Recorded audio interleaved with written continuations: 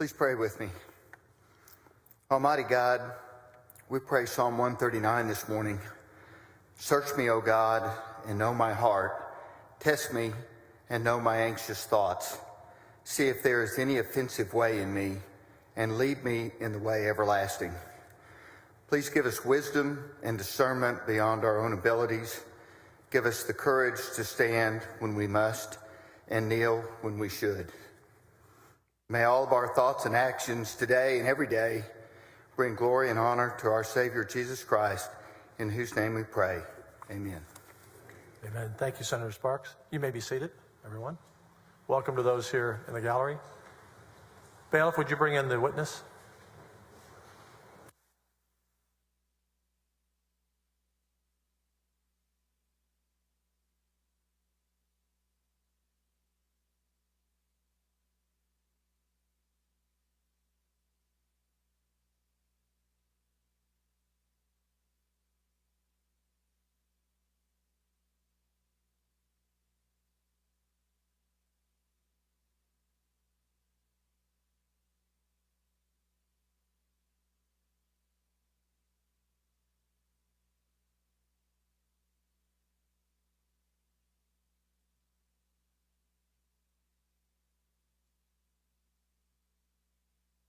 Witness may come forward.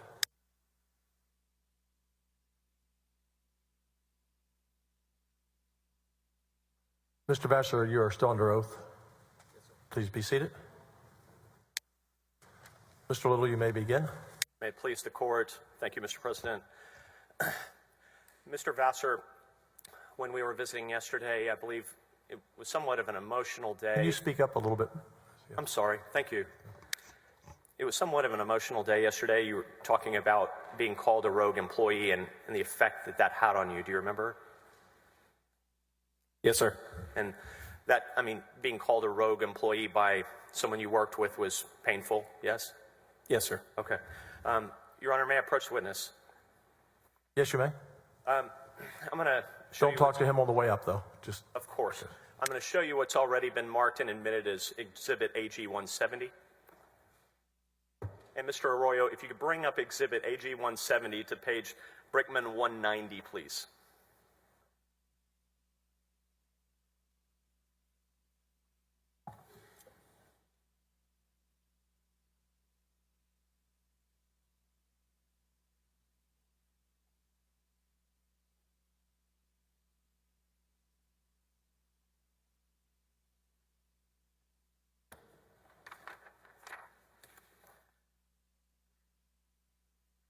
Mr. Vassar, are you at page Brickman 190?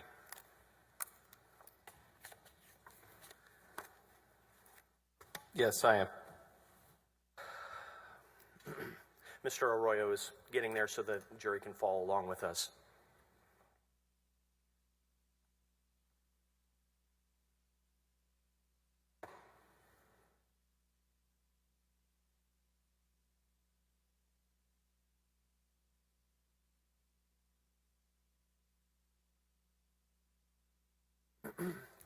While this document is moving, Mr. Vassar, I understand you were served with a series of subpoenas by the House Board of Managers and by the Senate and by the Attorney General Ken Paxton in connection with this impeachment, true?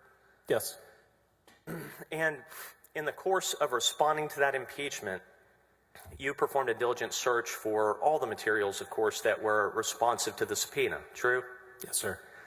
And you didn't produce this text thread that we are looking at here at page Brickman 190, true? I didn't have it. That's correct. It was not produced. And you did not have it, sir, because you deleted it, correct? No, that's not correct. Why did you not have it? My phone, my personal phone, through which these messages were sent, had a retention policy of 30 days to align with the Office of the Attorney General's retention policy. And so those records were automatically expunged under that retention policy. And tell the ladies and gentlemen of the jury whether you signed what is called a litigation hold in connection with the Nate Paul investigation at the Office of the Attorney General on October 15th of 2020. Yes. But you did not hold this text thread that related to that investigation, true? It did not occur to me to change the setting on my personal device, but I delivered my agency phone and laptop to Brett Webster before I was placed on investigative leave. So I presume that any information on those devices were maintained. So this text thread, your testimony here today is this was on your work phone, true? No, sir. This was on my personal phone, and I didn't consider changing the settings on my phone, my personal phone, which were matching the OAG's retention policy on the work devices. And you would agree with me, of course, that these documents would be responsive to the litigation hold. I would have to look at the litigation hold to recall what it said exactly. I remember signing it on October 15th, but I don't remember the exact categories or nature of the documents that it had mentioned. Well, is anything related to Nate Paul, true? Like I said, I'm happy to take a look at the document. I don't recall offhand if it was anything related to Nate Paul. That's fine. Let's take a look at this text thread. It begins on October 20, correct? That's right. Yes. And yesterday, I believe you said that after you left the Attorney General's office, you had trouble finding work for 6 months. Is that right? Yes, sir. Do you know who Amanda Crawford is? Yes. Who is Amanda Crawford? She is the current director of the Department of Information Resources. And upon your leaving the Attorney General's office, Amanda Crawford offered you the position of General Counsel at the Texas Department of Information Resources. True? I don't believe she offered me the job. I think she mentioned that there was a posting for the position. And why did she mention it to you? So that you could apply? I presume so. I have to ask her why she mentioned it to me. But you did, well, isn't it true that she mentioned it to you because she wanted you to apply and thought that you would get it? I believe that could be a reasonable conclusion. But you did not apply, correct? I don't recall if I did or not. I don't believe I did. You did not want that job, did you? I don't remember at the time what my thinking was about whether I wanted the job or not. And isn't it true that Lacey Mace also offered you a job to come with her to the state of Tennessee and work for the Attorney General's office? I don't recall that of any official job or anything like that. You don't recall any discussions with her about it? No, sir. All right. Let's take a look at this text thread here at Exhibit AG 170. It begins with a couple of, and you have to understand, these documents were produced by Blake Brickman, and it begins, and so everything in blue is Blake Brickman. Do you understand that on an iPhone? Yes, sir. He's the producer, and so his phone shows up blue, yes? Yes. There are a couple of news articles at the top. There's a quote from one of the news articles, the third text. David Maxwell below that says, "How true?" And you liked the statement from the news article about the whistleblowers in the Houston Chronicle, correct? Yes, sir.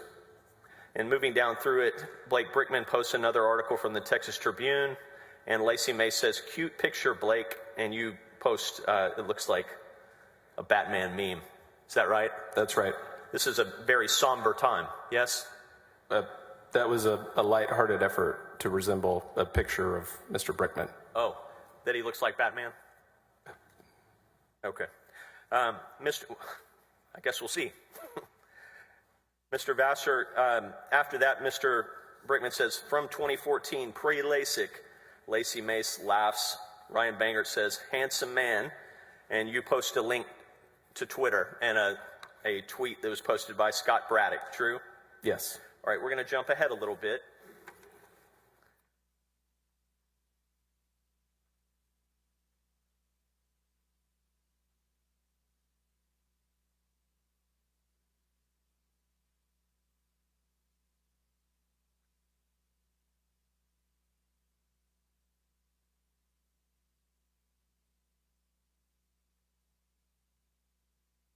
I want you to, Mr. Arroyo, could you move to page Brickman 198? And if you could join me there, Mr. Vassar.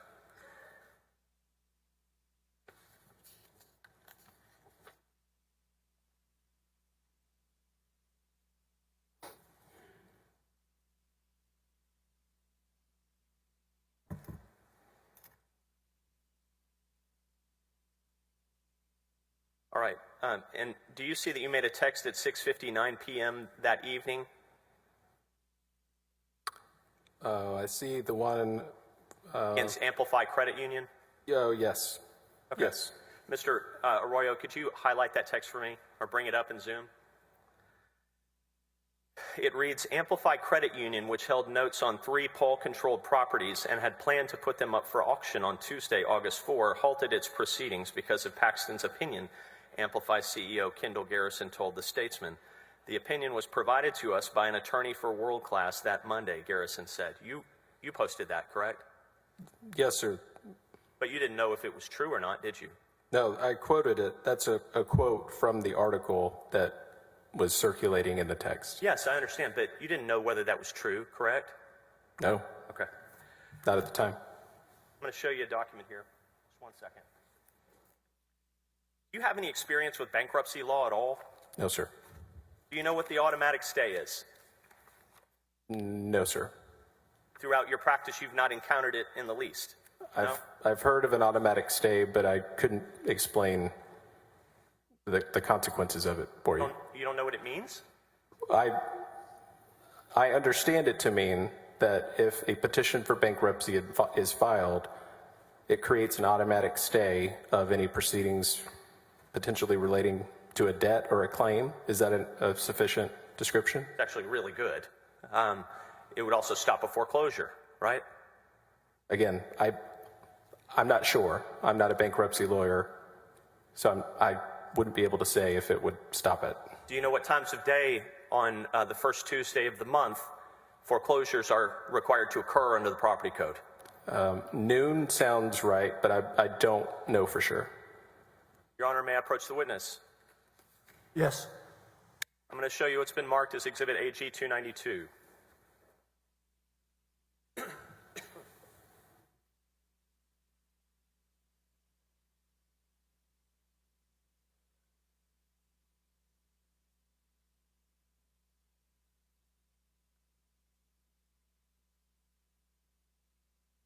Mr. Vassar, have you ever seen Exhibit AG 292 before? No, sir.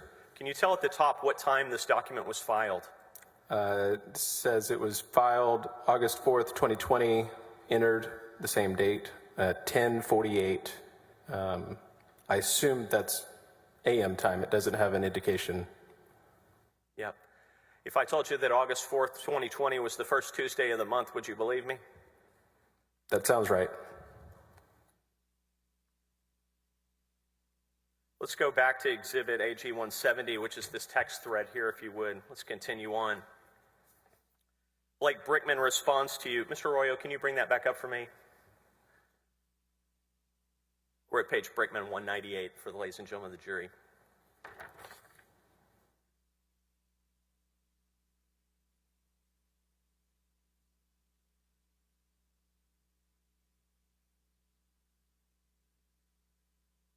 And if you look, Mr. Arroyo, if you can zoom in on the blue text at the very bottom. Blake Brickman responds, obviously just a coincidence, right? LOL. And then he had the audacity to thank the office publicly at deputies meeting later that week for stopping foreclosure on individual homes. The man is a pathological liar. Do you see that? Yes, sir, I see that. Next page. Mr. McCarty responds, all about the people. And David Maxwell responds, all about himself.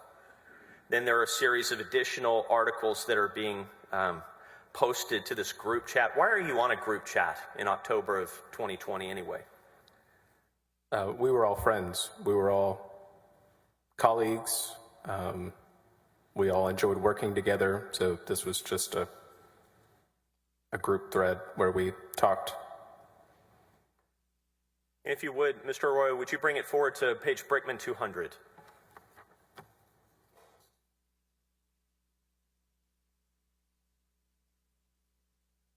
In the middle of the page. Counselor, hold on one second. You're a little ahead of the... Oh, I am. Okay, I'm it's sorry. up now. I want to be sure it's up for the jurors to read when you're quoting it. Thank you, Mr. President. Mr. Arroyo, if you could zoom in on Ryan Vassar's text at the middle of that page. Yes, Mr. Vassar, thank you.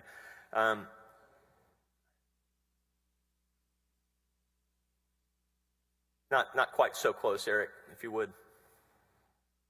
Just capture those two texts from Ryan Vassar in the middle of the page, the one above that too. Thank you, Mr. Arroyo. Now, Mr. Vassar, you linked to a tweet from Lauren McGaughy on, it looks like October 25. Is that right? Yes, it's a link to a tweet. I don't see anything about an October date, but, you're talking about the date that it was sent. Yeah, it may be October 26 because we're on that same thread. Yeah, if it's chronologically just with the pages, the page before, Brickman 199, ends on 10:26, so it could have been 10:26 earlier in the day. And you write hashtag Soul Survivor. What does that mean? I'm not sure if it was referring to the tweet that I was referencing. It could have been an indication that I was the last remaining whistleblower who was still employed by the office. I see. And if we can continue on in that thread, Mr. Arroyo, zoom in on the next three texts in that thread, please.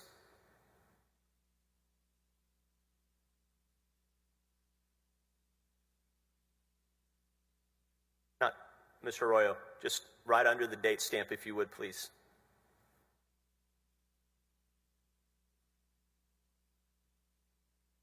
Good man, thank you. All right. On October 26th at about 5:55 p.m., Ryan Bangert writes, yep. And Ryan Bangert writes, BW, that's Brent Webster, right? Yes, sir. BW just dropped by my, and just to be clear for ladies and gentlemen of the jury, hopefully everyone knows, but Brent Webster is the then current First Assistant Attorney General, true? Yes, sir. It says, Brent Webster just dropped by my office to inform me of an org chart change. I will no longer be overseeing special litigation because it will now report directly to him. And you respond, what a joke, right? Yes, sir. And David Maxwell responds, that's a train wreck waiting to happen. Ryan Bangert says, let him have it. And Blake Brickman writes, he is a joke. Yes? Yes, sir. Let's continue to the next page.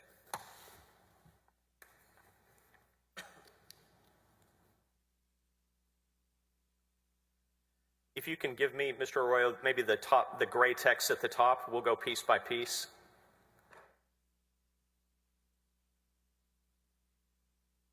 No, maybe the first 6 gray texts so we can just all see them together, if you could. Thank you. Ryan Bangert says, it will run itself. My fear is that he will force them to do crazy expletive. Is that typically how Ryan Bangert would talk? No, sir. Lacey Mace says, I find that absolutely hilarious. Darren McCarty says, perfect. I've been trying to figure out how to get Patrick and Disher to join my new law firm. Is Darren McCarty one of the so-called whistleblowers? Yes, sir. Has he filed a lawsuit with you? No, sir. Because he just got out of the OAG's office and hung out a shingle, it sounds like, right? That's my understanding. Okay. And Ryan Bangert says, maybe Aaron can help. I'm sure Patrick and Dish will love being managed by a failed prosecutor and a third-year lawyer. That's what Ryan Bangert wrote about his coworkers, yes? I'm sorry, say that again. Ryan Bangert? That's what Ryan Bangert wrote about his coworkers, yes? His colleagues, yes? Yes. Then there's a like from Ryan Bangert, and you write, Patrick and Dish will need to start using smaller words in their pleadings. That's what you wrote, right? Yes, sir. You're insulting your colleagues on this familiar group chat, yes? Among friends. Yes? It was a very... Object non-responsive. Witness shall answer yes or no. You are I'm sorry, I'll ask it again. You are insulting your colleagues on this group chat among friends, true? I wouldn't describe it as insulting. Witness will answer yes or no. The way that you phrased it, no, sir. What did you mean? First of all, just tell the ladies and gentlemen of the jury, who are Patrick and Dish? Patrick Sweeten was in the Special Litigation Division, and Todd Disher was also in the Special Litigation Division. And so I want to make sure the jury understands the implication of what you're saying. The implication is that Patrick and, is it Todd? Yes, sir. Patrick and Todd are going to need to use smaller words because their new colleagues at the Attorney General's office wouldn't understand it if they used big words, right? That's the implication. That is, as they say, the joke, right? Yes, sir. You were being funny, right? Yes, sir. If we can move down to the remainder of the page, Mr. Arroyo. Blake Brickman says the agency is going to fall apart, and that is one person's fault and one person only, KP, right? Yes, I see that. In point of fact, the agency did not fall apart, did it? I haven't followed it. I wouldn't know. Lacey Mace laughs and says, or she laughs at your joke. And she says, I would love to be a fly in the wall during the special lit meetings. Can you even imagine? 4 laughing emojis, right? Yes, sir. And you deleted all these texts, I guess, by just a policy on your personal phone, true? The way that you phrased it, no, sir, I did not delete them. Well, you had a setting on your phone that deleted them, yes? That's right. You didn't think they might be necessary or needed later, right? That's not true. You post a link to Amazon below that. And what is that link to? The title is a coloring book, it looks like.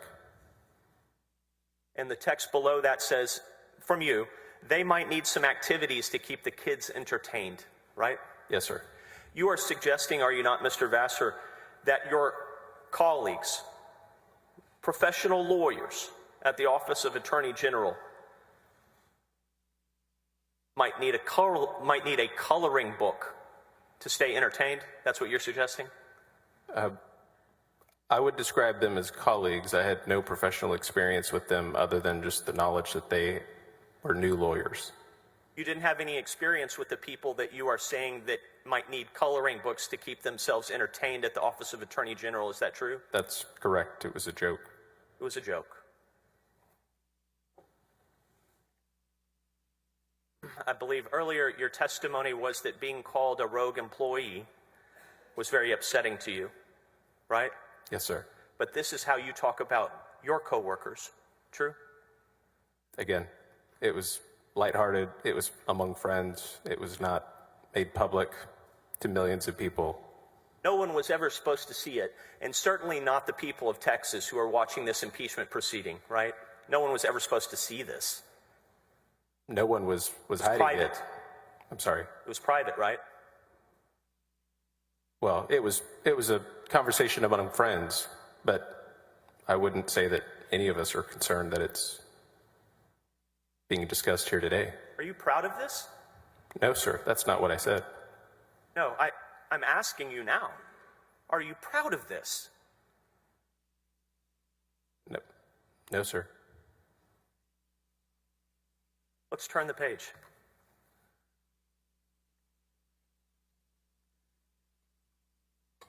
If you could give me all the gray ones at the top, Mr. Arroyo, or just the first 6 texts so we can see it in context.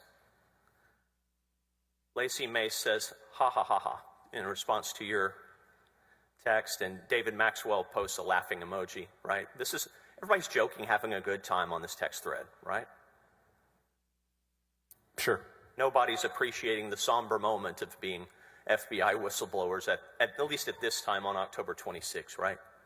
Well, we had all been through a lot by that point, and I suppose people process things in different ways. Gallows humor, perhaps, right? Yes, sir. Okay. David Maxwell says, my phone conference with Margaret Moore and her team went well today. They are excited about pursuing this investigation and will coordinate their efforts with the U.S. Attorney's Office so that both pursuits complement each other. Who's Margaret Moore? She was the previous Travis County District Attorney. So David Maxwell is calling the Travis County District Attorney at the time and the U.S. Attorney's Office, and everybody is getting fired up. They're getting excited about prosecuting Ken Paxton, right? That appears to be what he is saying. Next sentence says, they obviously want to move quickly as they have time constraints. They are not going to wait on the feds. What does that mean? You have to ask Director Maxwell. I'm not sure what that means. What do you think it means? Objection to him being asked to speculate what it means, Your Honor. Good objection. He doesn't know. He doesn't know. Sustained. Thank you. I withdraw it. Now,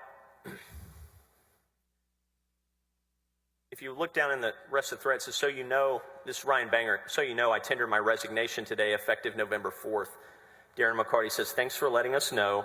David Maxwell says, no, I didn't. Just got done at FBI. Went great. I'm staying until he fires me. We'll keep y'all posted on progress, right? Yes, sir. I see that. At this time, are you hoping to retain your job? Yes, sir. I was still on investigative leave at the time. Yes. And you're hoping to retain your job? Yes, sir. And ultimately, you came back to the office and talked to Brent Webster, yes? That's right. And you said to Brent Webster in that meeting that you still trusted the Attorney General, correct? I believe so. I don't recall exactly what I said to Mr. Webster about trusting the Attorney General. I think what Mr. Webster asked. Can you hold one moment?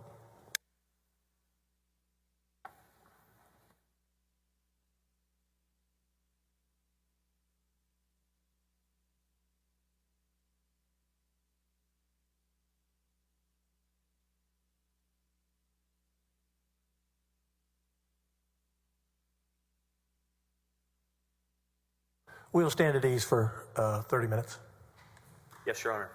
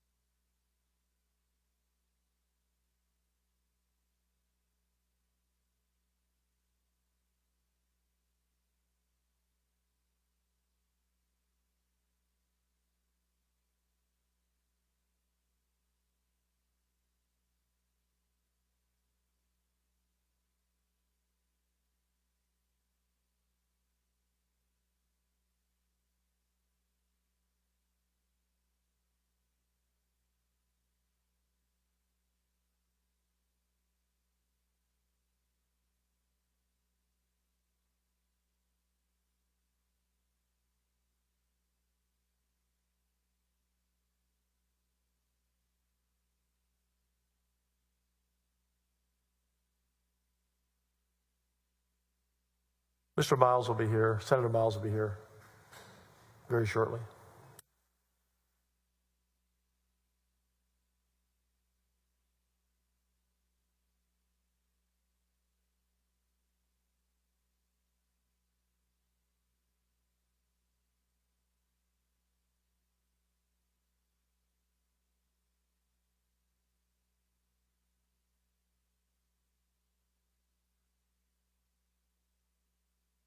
Mr. Little, if you want to be seated for just a moment, because I know he's in the building.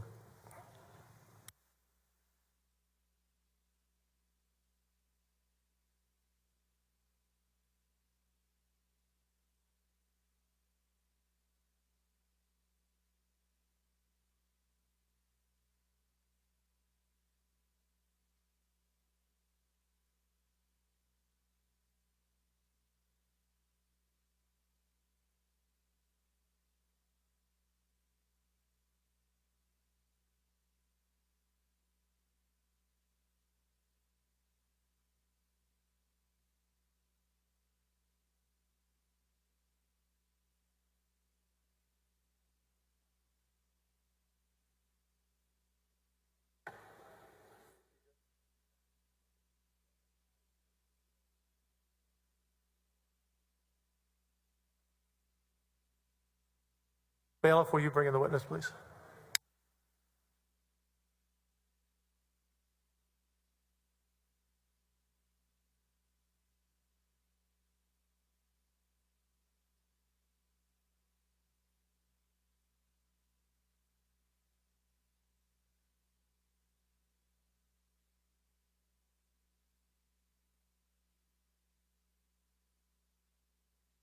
Mr. Vassar, you're still under oath. Please be seated.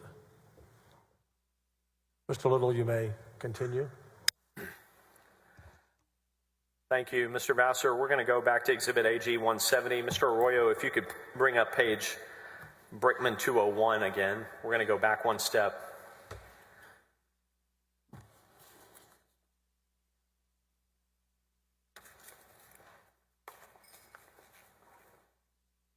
And if, Mr. Arroyo, if you could highlight or zoom in on the two texts at the bottom again. So, Mr. Vassar, my apologies. My colleague Amy Hilton informs me that I did not, in fact, get the joke. The joke here is this is a coloring book. It says, and I encourage anyone to look it up, it's the Going Rouge Sarah Palin Rogue Coloring and Activity Book, right? That sounds right. Does that look like it? I don't recall exactly, but that could be accurate. And the joke is that Sarah Palin is so dumb that she can't spell rogue, right? That wasn't my understanding of the joke. I believe, my recollection is that when I found a coloring book about going rogue, that was why I sent it to this group chat. I don't recall any specific reference to Sarah Palin. That's the context of the joke, but the joke of the coloring book here is it's supposed to say going rogue, and it says going rouge, and it's Sarah Palin can't spell rogue, LOL, right? I can't really see your phone, but I'll take your point. Would you like me to approach so you can see it? That's May I, Your up Honor? to the president.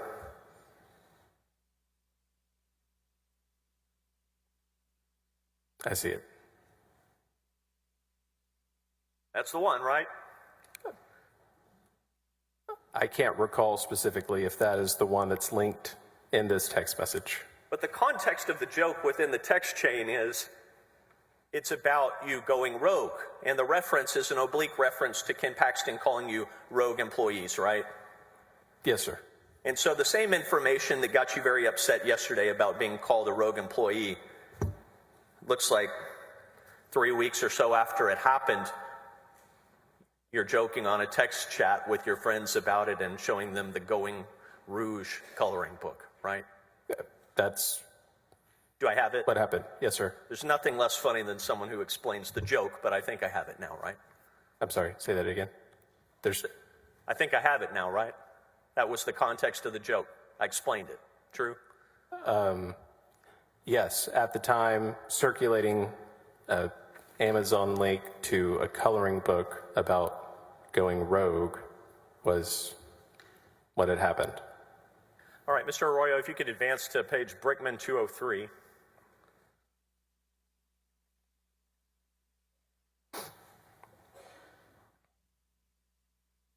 If you could start, Mr. Arroyo, with the blue text down and zoom in on that. The text from Blake Brickman says, being fired will make you a cool kid, right? That's what he says. David Maxwell gives a thumbs up and sunglasses emoji, right? Yes, I see that. Ryan Banger responds, Brent told me today that he was, quote, completing his investigation. He said it's all based on the documents he reviewed. I told him the cold documents may tell one story, but 10 months of loved experience tell the rest of the story. And then Ryan corrects his typo and says lived. It's his lived experience that tells the story, right? Yes, I see that. Darren McCartney says, definitely not loved. Ryan Bangert said, he also asked me how soon it was after RV received the signed CAMAC contract that Jeff and I learned about it. Do you see that? Yes, sir. You are RV, right? Yes. And what Brent Webster was trying to investigate at the time is what we discussed yesterday, right, Mr. Vassar, that apparently at some point you received the signed contract with Ken Paxton's signature on it with Brandon Kamak, right? Yes, I did. And Brent Webster was trying to discover when Jeff Mateer and Ryan Banger learned about that contract as part of his investigation. True? That's my understanding. He didn't ask me when they learned about it, but he asked me when I received a copy of the contract. Okay. And Ryan Banger responds, he said that was one missing piece of his, quote, investigation, close quote. Lacey May says, he's the worst. Let's turn the page if you would. And Brent Webster, he's the new guy at the office, right? Yes, sir. He's been working there a little over 3 weeks maybe, or 3 weeks?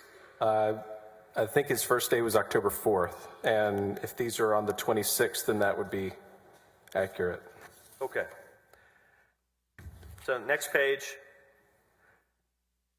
if you could give me, just zoom in on the text if you can, Mr. Arroyo. No, just all of the text together if you can. Give me the first one at the top too. Very kind.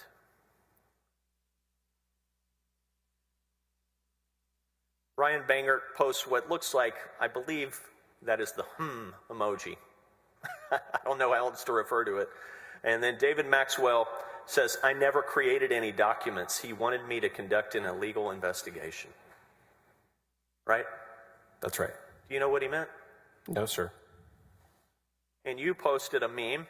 And why don't you tell the jury what your meme says? It says, never interrupt your enemy when he is making a mistake. Who is your enemy?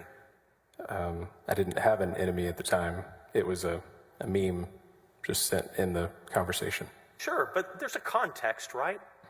Well, the context is Brent Webster was investigating us when it was General Paxton who was abusing the powers of the office to benefit Nate Paul.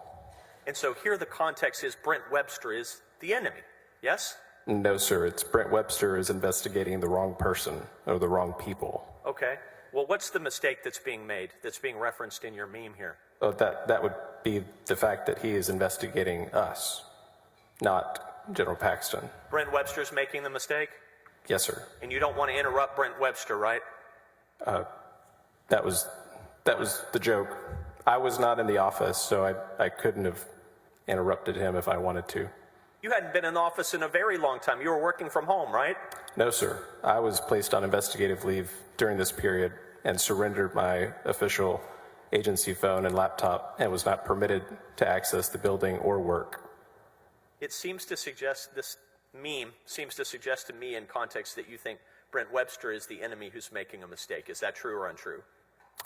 I don't know what it seems to you, but I explained I didn't have an enemy at the time. I was not fighting Brent Webster. Okay. David Maxwell posts a thumbs up and a laughing emoji. Lacey May says, so another candidate in Wilco came up. Wilco is Williamson County, right? Yes. And at this time, Lacey Mace is running for office, true? I believe so. What's she running for? I don't recall. So another candidate in Wilco came up to me yesterday and said, so I understand you're acquainted with Brent Webster. Let me tell you about Mr. Webster. He's lazy and he's a liar. I'm glad you don't have to work for him. And then she walked away. And you said, that's awesome. Right? Yes, sir. Why was that awesome? Because I had never heard anything about Brent Webster, and to have someone approach Lacey and give their personal experience of interacting with Brent Webster, I thought was informative.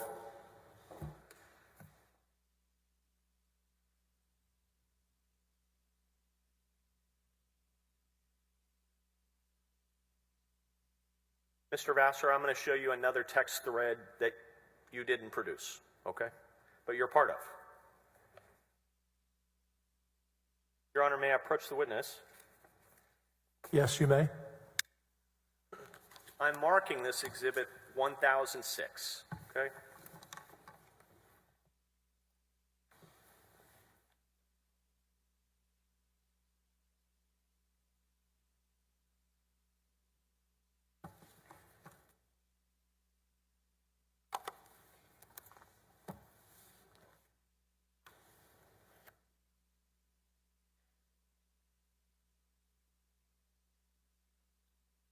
Are you part of this text thread?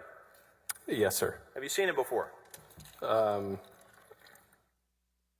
Yes, I have seen it before as a participant on the thread. I've not seen these documents or this exhibit before.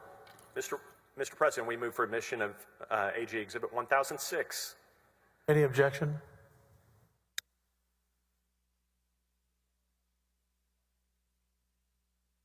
And to be clear, I'm If I sorry, could I have didn't just a hear. moment. I don't believe this is one previously that's been marked, so if I could have just a moment to look at it. Yes, take a moment.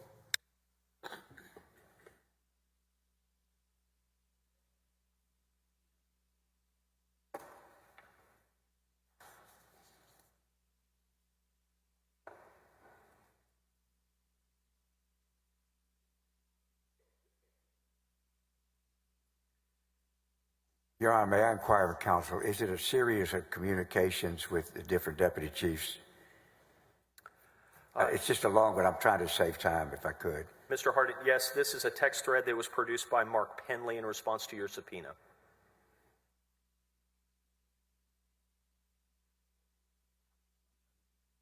I have no objection. Admit Exhibit 1006. Is that the correct number, Mr. Little? 1006. It is, Into Mr. evidence? President. May I proceed? Yes. Thank you. Mr. Vassar, take a look at, and Mr. Arroyo, would you please bring up Exhibit 1006 so the jury can see it with us? Go to the first page of that if you would. Go on the second. There you go. All right, thank you. Mr. Vassar, you post a picture into this text thread, right? Yes, sir. And you're posting a picture of an email from Ken Paxton to a group chat, yes? Yes, sir. And Ken Paxton telling you I did sign the outside counsel contract with Camac Law Firm, PLLC, yes? That's right. And who is, if you can tell the ladies and gentlemen of the jury, who is on this text thread? It's myself, David Maxwell, Ryan Bangert, Blake Brickman, and Lacey Mace, just going by their... And this is hard to tell with iPhones, but this document was produced by Mark Penley, so these are screenshots of Mark Penley's phone. Do you understand he's on the thread too? Okay, I don't see him. I understand that now. He wasn't listed in the little bubbles at the top, but I understand. Well, my experience with this, obviously I'm not testifying, but you know how on iPhones when you're on a group chat, it doesn't necessarily put you in the little circle. Right. If it's your phone, right? Okay. So Mark is on this thread? It appears so. Okay. So Lacey Mace, second text, new group. Do you see that? Yes, sir. And the date of this, just to be clear, it begins on October 2 of 2020, right? Right after you went to the FBI? That's right. All right. Let's see what you're talking about. Turn to the next page, if you would. The next page is a picture from Ryan Vassar. It says, silence unknown callers. And he says, y'all, and you say, I'm sorry, it's a text from you. You say, you show them a picture of the silence unknown callers feature on your phone. You say, y'all should probably turn this feature on, right? That's right. And why do you say that? To avoid receiving a phone call from a blocked number or an unknown number that was unanticipated or unexpected. You're worried about media calls at this point, right? It could have been any calls, any unknown or unidentified calls. And Ryan Bangert says, how did I not know about that until now? And Lacey May says, excellent. The next, and let's turn the page, if you would, Mr. Arroyo, to page Penley 9. You say, we should consider notifying other DEPs before Monday. Notifying them of what? The fact that we had gone to report General Paxton to law enforcement about the facts that we had determined. That's not what you say. Excuse me, I object to the sidebar and testifying, Your Honor. He can ask questions, but not state that he's testifying. Thank you. Lacey Mace responds to you about the new FA, and she means first assistant, right? Yes, I believe so. And then she says, I don't feel like that's our announcement to make. And you say, resigning. Resigning. Right. So what you said, we should consider notifying other DEPs before Monday. It's about resigning. Yes? That was a element of it, but most of it was about going to law enforcement to report General Paxton's activities that we had determined. That's not what you say in this text thread, is it? No, what I just explained is that is part of the conversation that we're having at the time. As of October 2, you were planning to resign as a group, yes? No, sir. We were discussing what we should do. And you were saying we should consider notifying the other deputies before Monday about resigning. True? That's right. In addition to disclosing to them that we had gone to law enforcement to report General Paxton's activities. Ryan Banger responds, I don't think we tell them until we have a fully vetted plan of action. Next page. Blake Brickman says, has anybody updated Johnny? Who's Johnny? You have to ask Blake, but I interpreted that as Johnny Sutton. Is he representing all of you at this point? Yes, sir. Who's paying for all that, by the way? Well, we are. You pay for it out of your savings? I've not paid Mr. Sutton. Whoa. Who has? Nobody has. He's agreed to bill us at a future date. What future date? You'd have to ask him. You're telling me that an attorney, a very experienced, prominent criminal defense attorney, decided to do this for free, for you, for 3 years. Is that right? No, sir. It's not for free.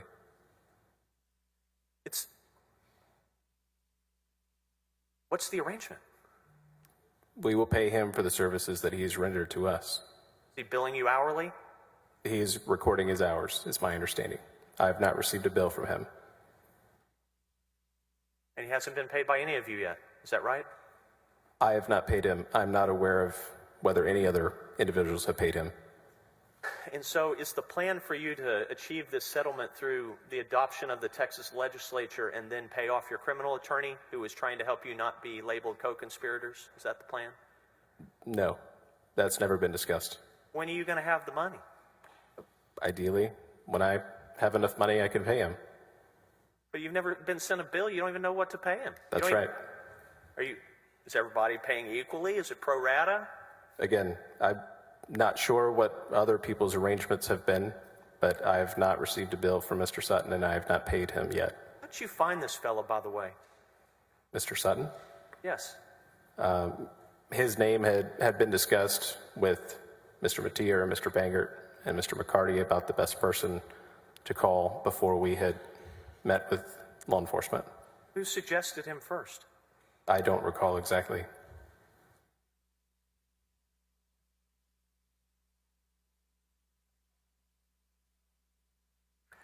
Did you understand Mr. Sutton to be a former U.S. attorney?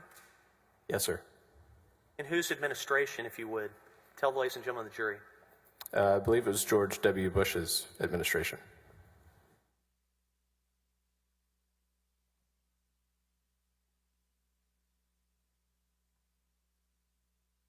Have you ever heard the expression, there are no coincidences in Austin? I may have. I don't recall it right now.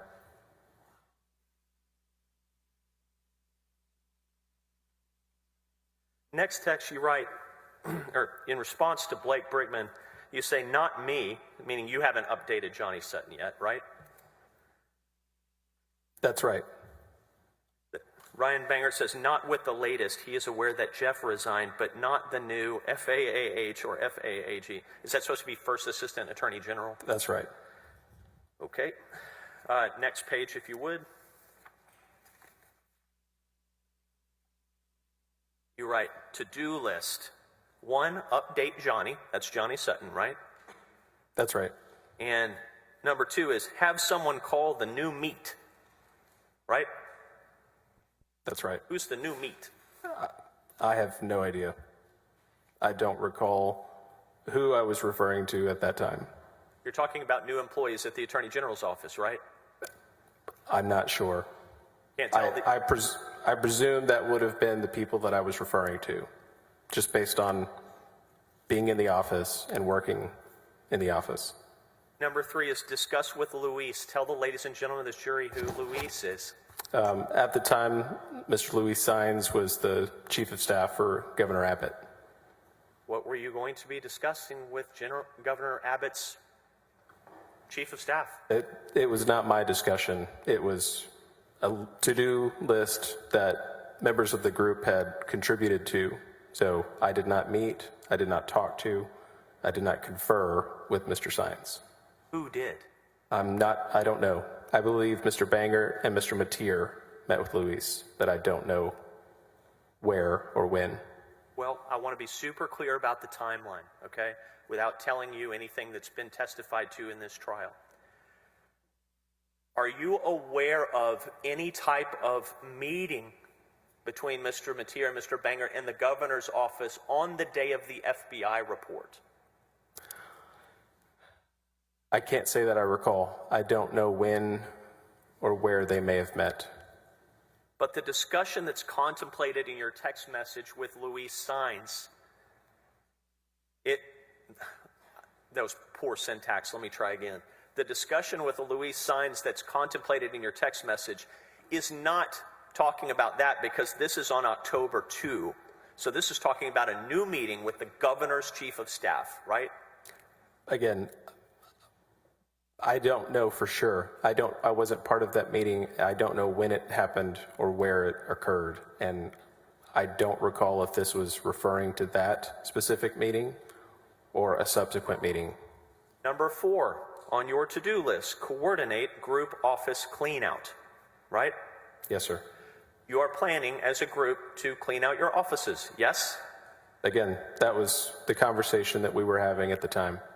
But at some point in time, I'm sure you retained an employment lawyer and someone advised you that you need to stick around and make them fire you, right? I did hire an employment lawyer.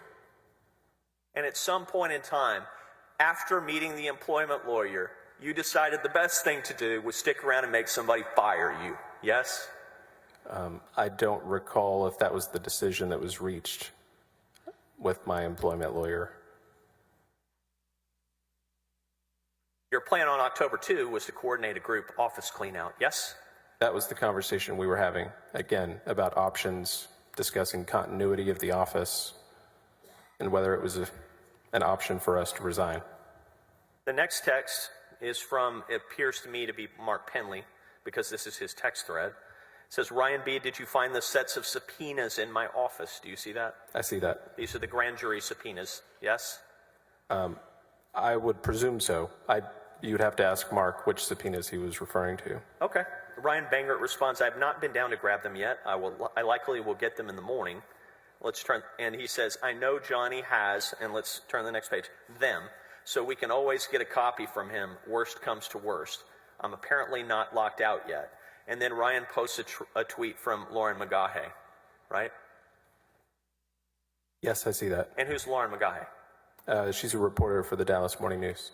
You see her up here? You see her back there? I don't know. I've never met her, so I'm not Never sure. met her? Well, she was on top of it this day. She's got a tweet here. It says, I heard First Assistant Attorney General Jeff Mateer announced today he's leaving the agency to return to First Liberty. And then the next text from Ryan B. is, Lauren McGaughy knows. She's a vigilant reporter, isn't she? I'm not advised. That was not public at that point in time, right? I'm not sure either. I am not sure of the timeline between when this was sent or when it looks like the tweet occurred on October 2nd at 7:15 p.m. All right, let's turn the page if you would. You write, what she needs now is a statement from First Liberty, right? That's right. What Lauren, the Dallas Morning News reporter, needs now is a statement from First Liberty, is what you're saying, yes? That's what I would have suggested, yes, sir. Yeah, and so, correct me if I'm wrong, Mr. Vassar, it kind of looks like you're trying to shape the media narrative around what's going on. Is that true? No, sir. But what you're saying here is we should try to get her a statement from First Liberty, right? Absolutely not. That's not what you mean? No, sir. What did you mean? Just tell the ladies and gentlemen of the jury. That was my personal observation of another piece of information that she could obtain was a statement from First Liberty, which is where I understand Mr. Mateer was going to work. And Ryan Bangert responds, or Alejandro can just give our statement. Who's Alejandro? He was the communications director at the office at the time. Okay. And you say unless KP is holding it or Alejandro is keeping McGaughy on the blacklist. What's the blacklist? It's my understanding at the office that there was a list of certain reporters that were handled differently than other reporters. Next text. On second thought, let the media feeding frenzy start. Who said that? That was Ryan Bangert. The same Ryan Bangert who's testified in this trial? That guy? Yes, sir. So on October 2, he's saying, let the media feeding frenzy start. True? Yes, that's what this says. And this is, how many days is this after you went to the FBI with no evidence? Well, to clarify, the absence of evidence that I was referring to is documents. What we went with is our Not responsive. Object, not responsive, Your Honor. Sustained. I'm sorry. I did not hear you. Why did Ryan Bangert want to start a media feeding frenzy on October 2? You'd have to ask him that. I'm not sure.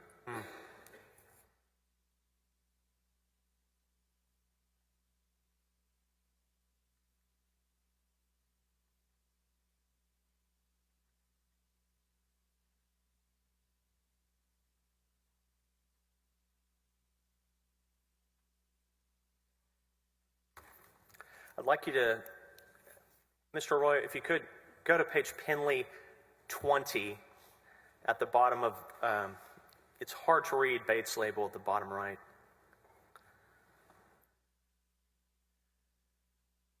Right, stop there. I want you to look at I want you to zoom in on the last two texts on this thread, if you would.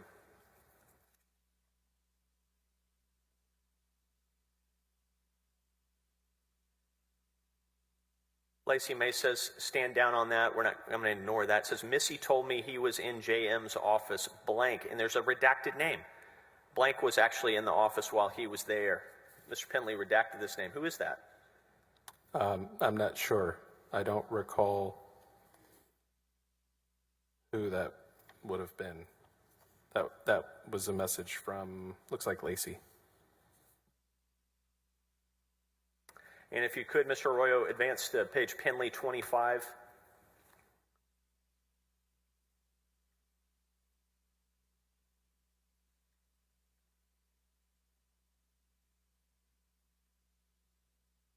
And you say, we need a statement, right? That's right. And you wrote a long one. So look to the bottom of that page. Mr. Arroyo, next page.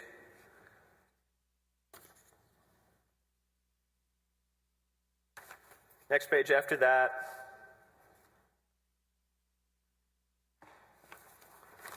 Next page after that. Next page after that. Talk about not tiring in your pursuit for justice. Justice will be served. We refuse to resign and will not be intimidated. Say all that, right? Among other things, yes, sir. But you wrote that, yes? Yes, sir. Why did you want to do that? Why did you want to release a statement? Because it was in response to the Attorney General's allegations that we had authorized the activities that he was directing and supervising throughout the year that related to Nate Paul. And no one on this thread agrees with you, right?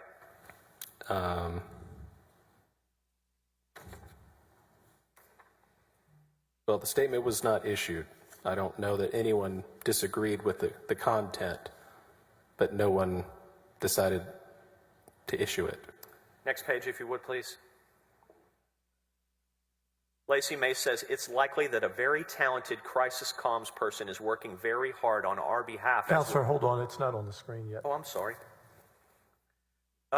If you would, Mr. Arroyo, that middle text.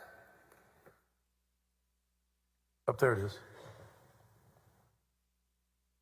Middle text says, it's likely that a very talented crisis comms person is working very hard on our behalf as we speak, right? Yes, I see that. Who is that? I have no idea. You'd have to ask Lacey. Were you paying for her?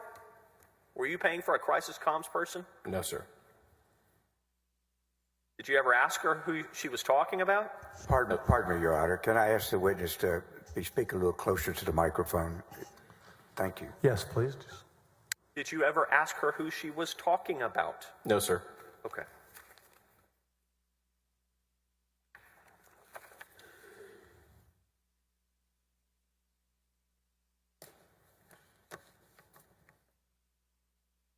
Next, I want to move to the topic of what I'll call the mystery of the altered letterhead. Okay? I've got a new document for you. This is marked as Exhibit AG 1007. May I approach, Mr. President? Yes, you may.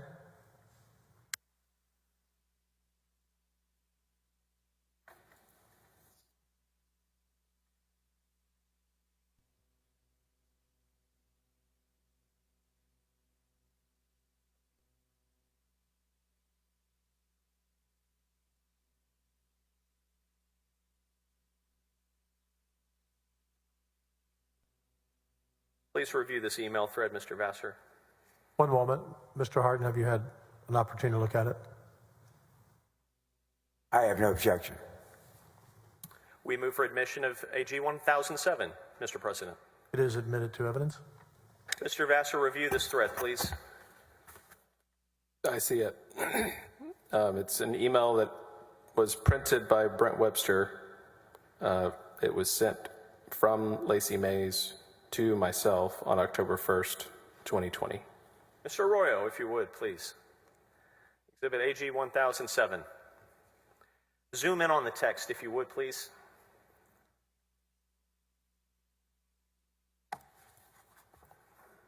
All right. I want to make sure we have this in perfect context. All right. The earlier email in the thread is from a woman named Brittany Hornsey, yes? Yes. And who is that, Mr. Vassar? At the time, she was executive assistant to Jeff Mateer. Jeff Mateer only? He's got his own assistant? I believe she also supported Ryan Bangert, but I'm not sure exactly. Okay. And she writes an email on September 30th at 6:16 p.m., yes? Yes. And to whom did she write it? To Ms. Mays. And what is the subject? It says letter. All right, put this in proper timeline for the jury. At 6:16 p.m. on September 30th of 2020, you have already made your report to the Federal Bureau of Investigation, yes? Yes. And Brittany Hornsey is emailing something to Lacey Mace, yes? That's what this indicates, yes. In October 1, the next day, 30 days hath October, yes, the next day, 12:09 p.m., Lacey Mace forwards that item to you, yes? Yes. Let's show the ladies and gentlemen of the jury what that item is, Mr. Vassar. Next page.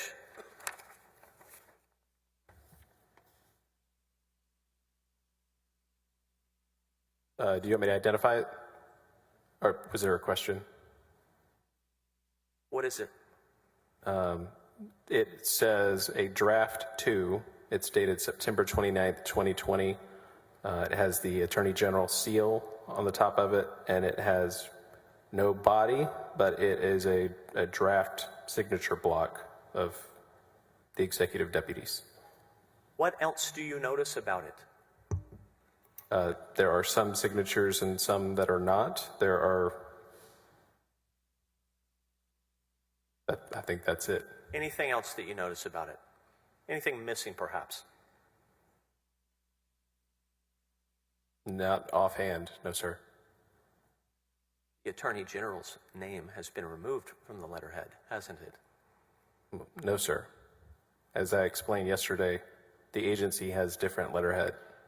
This is a different letterhead. Do you understand that Brittany Hornsey was interviewed by Brent Webster as part of this case? I'm not advised, but Have you heard that Brittany Hornsey was intentionally told by Lacey Mace? I've not heard that. Stop. I didn't finish my question. Sorry. Hold on a second. Have you heard that Brittany Hornsey was intentionally told by Lacey Mace to bring her the letterhead without Ken Paxton's name on it? I'm not sure that I have ever heard that Lacey had instructed Brittany to send the letterhead. Had you ever before written a letter on agency letterhead? Well, skip it.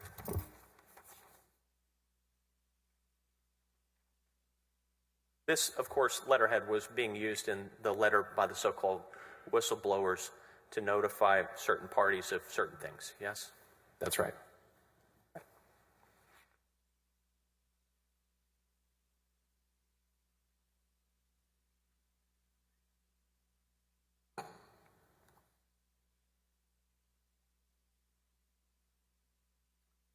I want to go back in time a little bit. We've been talking a lot about September or October, but I want to go back to the hiring of Brandon Kamak, okay? Ask you a series of questions that I think are going to call for a yes/no answer. Just do your best, okay? You were responsible for overseeing outside counsel contracts, correct? For the Office of the Attorney General, that was one of the areas, yes, sir. Yes. And the agency reviews and approves around 900 of them every 2 years, true? Yes, across the state. Okay. Not for the office. I want to put things in proper context. Brandon Kamak would have been one outside counsel out of about 900 between 2019 and 2020, true? Yes. On average, yes. There's about 900 outside counsel contracts that the agency processes on behalf of other state agencies. The office itself might have 2 to 5 outside counsel contracts at a time, is my recollection. So if the suggestion is that Nate Paul had such a chokehold on the Attorney General's office that he had consumed so many resources that the office wasn't really doing much else, that wouldn't be true, would it? The focus of Nate Paul's related activities were becoming increasingly... Subject non-responsive, Mr. President. Sustained.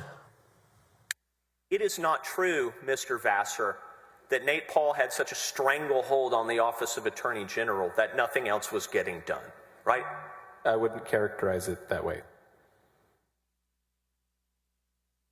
All right, let me ask a better question then. Yes or no?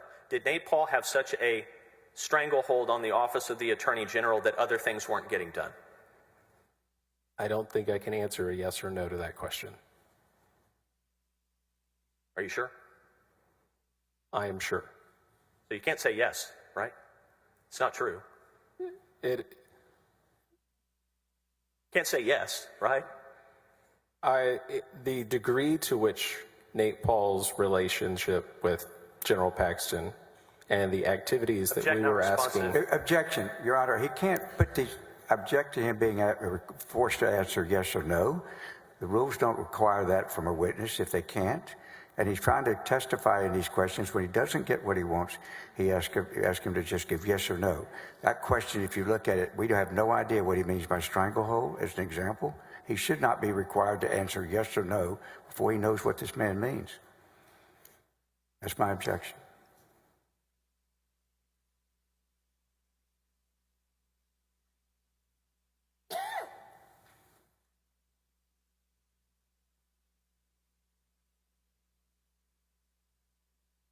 First, I think you had an objection first, then you had an objection. Yes, sir. I believe so. Okay. The court reporters, I hope you were able to get that. We had objections over each other. So first of all, we will overrule your objection. We will sustain your objection. To the best of your ability, Mr. Vassar, if you can answer yes or no, continue. Try to ask a better question. How many lawyers are there roughly at the Office of the Attorney General? Roughly 800 lawyers. How many of them ever touched anything related to Nate Paul? How many of the 800 ever touched anything related to Nate Paul? I could speculate there may have been 15 lawyers, maybe 15 to 20. How many cases does the Attorney General's office have going on at any time? Generally, I think it's around 900,000 or maybe 50,000 cases. 900,000 or 50,000? Well, help me out here. I was going back to the outside counsel numbers of 900 every 2 years, so I apologize. I was not in the civil litigation division, so I'm not sure how many litigation cases are active at any general moment. How many? What's your best understanding of how many civil litigation matters are going at the Office of the Attorney General at any given time? Possibly, it could be 20,000 active cases at a time. 20,000, right? And how many of those 20,000 cases involve Nate Paul? I would have no direct knowledge of how many of those cases would. So I think we've been over this a lot. I don't want to burden us with it too much longer. There's a layering of signatures and approvals as part of the policy for hiring outside counsel. Yes? Yes, sir. But of course, you know that the law says that the elected Attorney General appoints outside counsel, right? Just him, right? No, sir. All right. Mr. Arroyo, this may be challenging for you to find, but please bring up section 402.0212 of the Texas Government Code.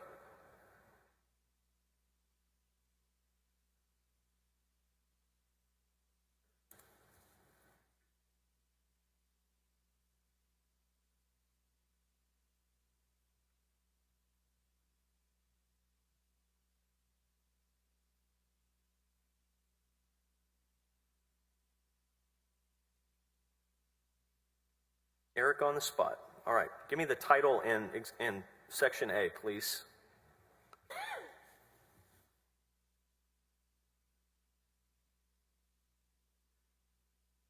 Have you ever read this before? Yes, sir. Let's read it together.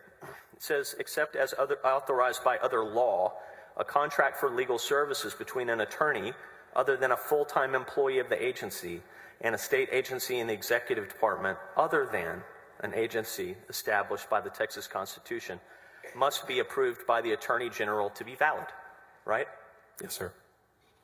That's pretty clear, isn't it? Yes, sir. Doesn't have to be approved by you. Doesn't have to be approved by Jeff Mateer. Doesn't have to be approved by Michelle Price. Doesn't have to be approved by Lacey Mace or Ryan Bangert or anybody else but the guy who got 4.2 million votes, right? It was a standard practice for approvals, but yes. Heck, non-responsive. Sustained. Right? Your initial question was whether the law allows General Paxton to appoint outside. Heck, non-responsive, Mr. President. Sustained. Would you like to have the court reporter read the question back to you? Your first question about whether the law allows. Object, non-responsive. Sustained. Yes, please read the question back to me.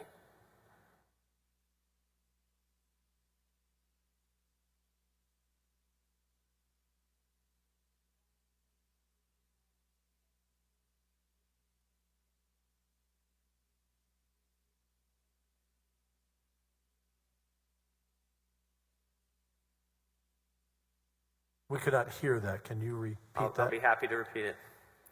Outside counsel contracts don't have to be approved by you. They don't have to be approved by Jeff Mateer. They don't have to be approved by Michelle Price or Lacey Mace or Ryan Bangert or anyone but the guy who got 4.2 million votes. Right? That's right. Thank you. Now, with regard to criminal matters, you had a call with General Paxton, true? Specific to the outside counsel process, yes. But in general criminal matters, no. I never spoke to General Paxton. Yes, just about the outside counsel process, yes? Yes. Okay. And he said, and I quote, "Tell me about the approval process." And you walked him through it, right? Yes, sir. Remember, you're the lawyer to lawyers, right? That's right. And he was asking for your advice. Yes?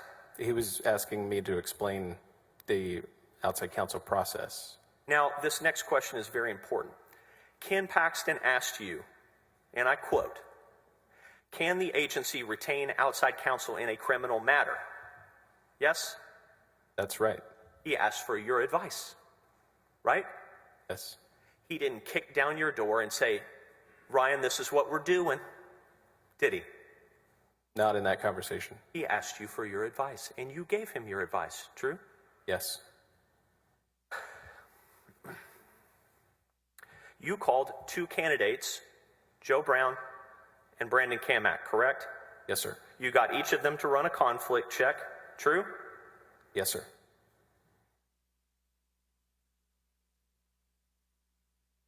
You drafted a contract for Joe Brown, didn't you? No, sir. I sent Mr. Brown the template, the outside counsel contract template, with no scope. There was no scope of work, no rate of pay, and his follow-up email to me was, "Would you like me to draft the scope?" And you said, "Joe, the malpractice issue may be one that we can resolve. We will draft the scope, and we'll send you a draft agreement with the relevant details as soon as possible," right? That's right.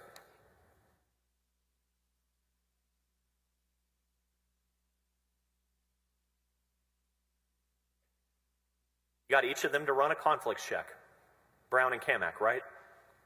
Yes.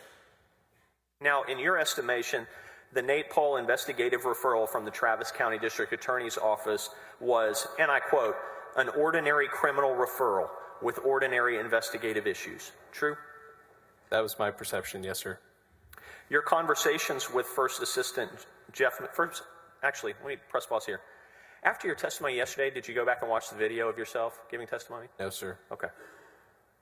Your conversations with First Assistant Jeff Mateer were that you could make a legal argument that this outside counsel contract with Kamak was okay because you had a referral and you had separate authority to engage outside counsel. True? Yes, sir. And you drafted Kamak's contract. True? Yes, sir.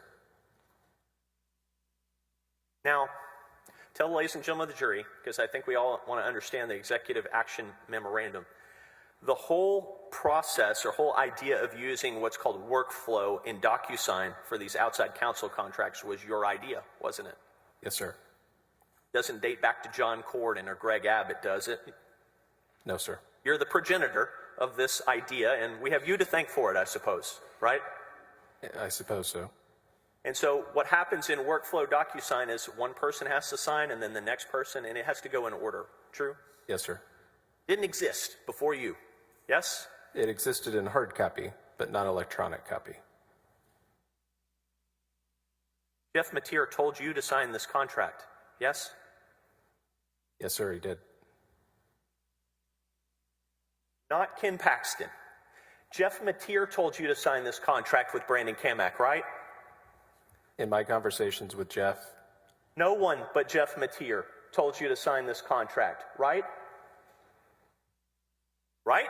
Jeff Mateer was the only person that I spoke to about signing the contract. Ken Paxton didn't cause you or compel you to sign it, did he? No, sir. Your conversation with Mateer, in fact, was, and I quote, "We need to keep this on as short of a leash as possible because we don't want it running away." True? No, sir. That's not true. Well, fortunately, we have your transcript. I Mr. think- President, may I approach the witness? You may.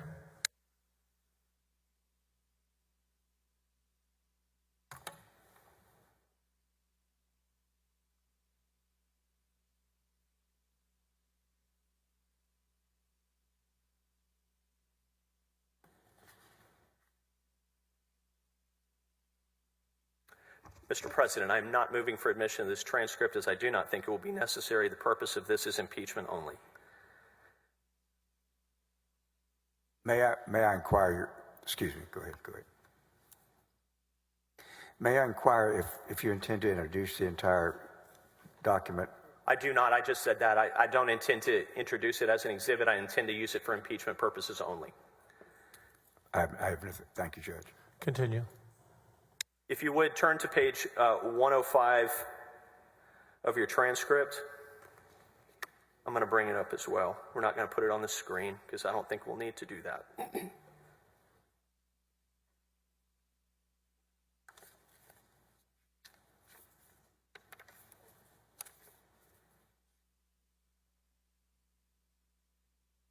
Can you find page 105? I am on the transcript page of 105. Yes, sir.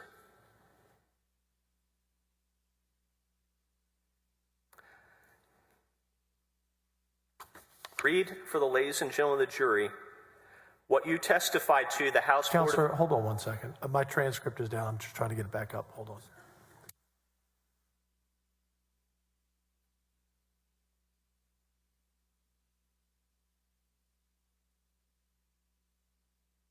Go ahead. Thank you, Mr. President. Read, if you would, Mr. Vassar, to the ladies and gentlemen of this jury, the testimony that you gave to the House Board of Managers beginning at page 105, line 24, and read until page 106, line 4.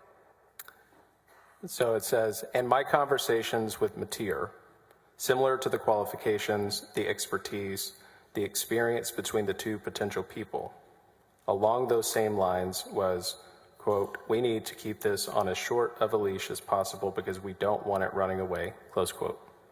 And you had that conversation with Jeff Mateer, didn't you?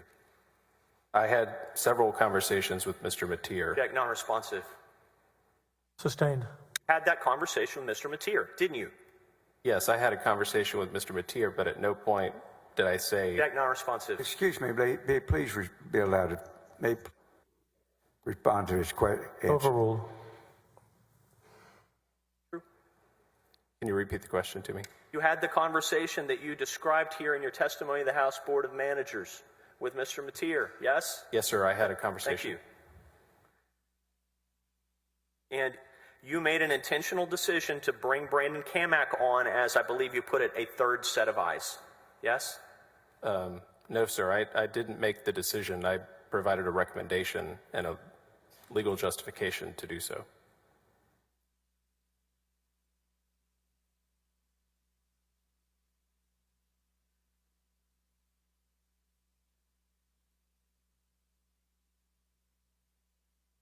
If you look at page 106, lines 5 through 11, what you say is, so I drafted the scope of work for the contract. You're talking about Kamak's contract. Pardon me, Your Honor.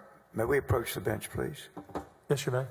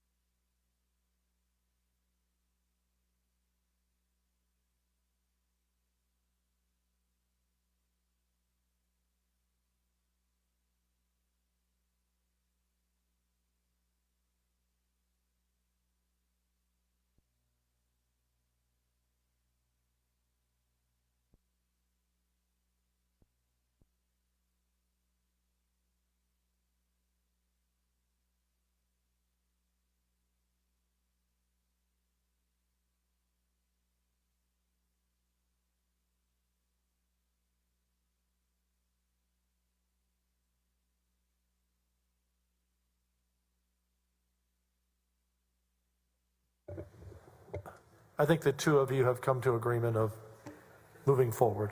We in a have, I proper way- think. In a proper way. Mr. Hardin will let me know if I mess up.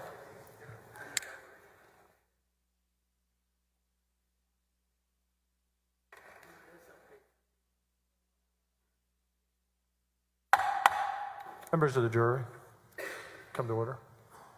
So, May I Mr. proceed? Vassar, the plan was to bring on Mr. Kamak as, I believe you put it, a third set of eyes. True? That was my understanding. Well, tell the ladies and gentlemen of the jury, who were the other two sets of eyes? I didn't have any specifically other than Director Maxwell and Mark Penley, I presume, as the two individuals. And you... Did I cut you off? I'm sorry, we're speaking. Did I cut you off? No, sir. Okay. You anticipated Brandon Kamak providing a report to your office, true? I did. And you testified that the Brandon Kamak contract never got to the controller, Michelle Price, true? That's right. At the time, I don't believe it had. So, just to be clear, you testified before the House Board of Managers that Brandon Kamak's contract never got to the controller, Michelle Price, true? That was my recollection. But you were wrong about that, weren't you? I don't know. Let's bring up Exhibit AG 130. I believe it's already in evidence. If you can find that for me, Mr. Royo.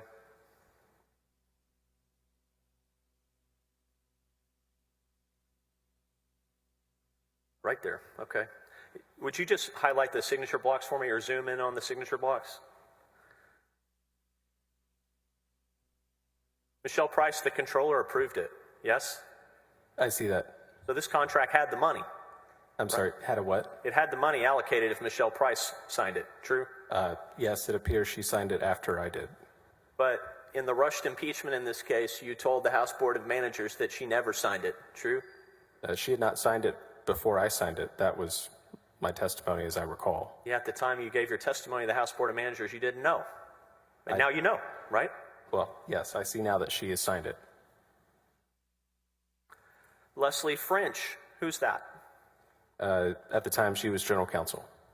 She approved the choice of Brandon Kamak as outside counsel, true? Yes, she initialed this as indicating approval. I want to talk briefly about grants, okay? You familiar with applying for federal grants? Yes, sir. Okay. Just explain to the ladies and gentlemen of the jury who may not understand the inside baseball of that, why on earth would the wonderful state of Texas need to apply for federal grants for OAG funding? Well, there are a number of programs that the office administers, such as child support, crime victim services, that are supplemented by state funds, state grants, as well as federal funding. And where does the money come from? Well, in each instance, it comes from state appropriations and also federal grant programs. And does your office have to apply for them with the federal government? I believe so. There might be one or two instances where there are statutory grants under the federal statutes, but I think most of them are application-based. And you were responsible for applying for those grants, true? No, sir. The grants division of the office was responsible for applying. But you were overseeing them? No, sir. That's a division that reported to Lacey Mays. Okay. As part of the Office of General Counsel, or by October 2020, what was your title at the agency? Deputy for Legal Counsel. Okay. And so you're giving isn't it true that you gave the Office of the Attorney General legal advice about those grants? Yes. Okay. I think I'm over the target now, finally. So my understanding is, correct me if I'm wrong, in October 2020, after you had so-called blown the whistle with your friends, you were still providing legal advice to the Office of Attorney General about grant applications to the federal government, yes? Yes, sir. And one of the reservations that you expressed was that the Office of the Attorney General might have some problems applying for federal grants because Ken Paxton was under indictment. True? That was an issue that came to my mind. Yes, sir. He was under indictment the whole time you worked there, right? I'm not sure when it occurred, but I believe that's probably true. In every other year before October of 2020, you didn't provide that advice to the Office of the Attorney General, true? That's right. And in fact, if Ken Paxton was not allowed to sign those grant applications, it might have cost the Attorney General's office between $1 and $10 million in federal money, true? I don't know the specific numbers, but yes, if we were prohibited as an agency from participating in the federal grant program because of an ongoing indictment or conviction for felony that was prohibited under those federal programs, and it could cost the agency. So after you blew the whistle on September 30th of 2020, your advice about those grants changed, right? No, sir. You were advising the Attorney General's office about this all the way on from before that? No. What you asked is, did my advice change? The answer is no. I didn't provide advice one way or the other that had changed from the previous years. Okay. Did you advise the Attorney General's office on those grants before October of 2020? On the specific grants that... The federal money, that the $1 to $10 million is supposed to be coming to the state of Texas to help the AG's office. Right. Did you provide any advice about that before October of 2020? Not. So just to clarify your question, these grants are typically on a 2-year cycle in most instances. So each time we would consider those a separate grant. So when you ask if I provided advice on these grants, historically, I would have advised on the legal nature of participating in these grant programs at different years. Did you ever raise your concerns about the Attorney General's being indicted for securities fraud over the last 8 years to anyone before October of 2020? I don't recall so.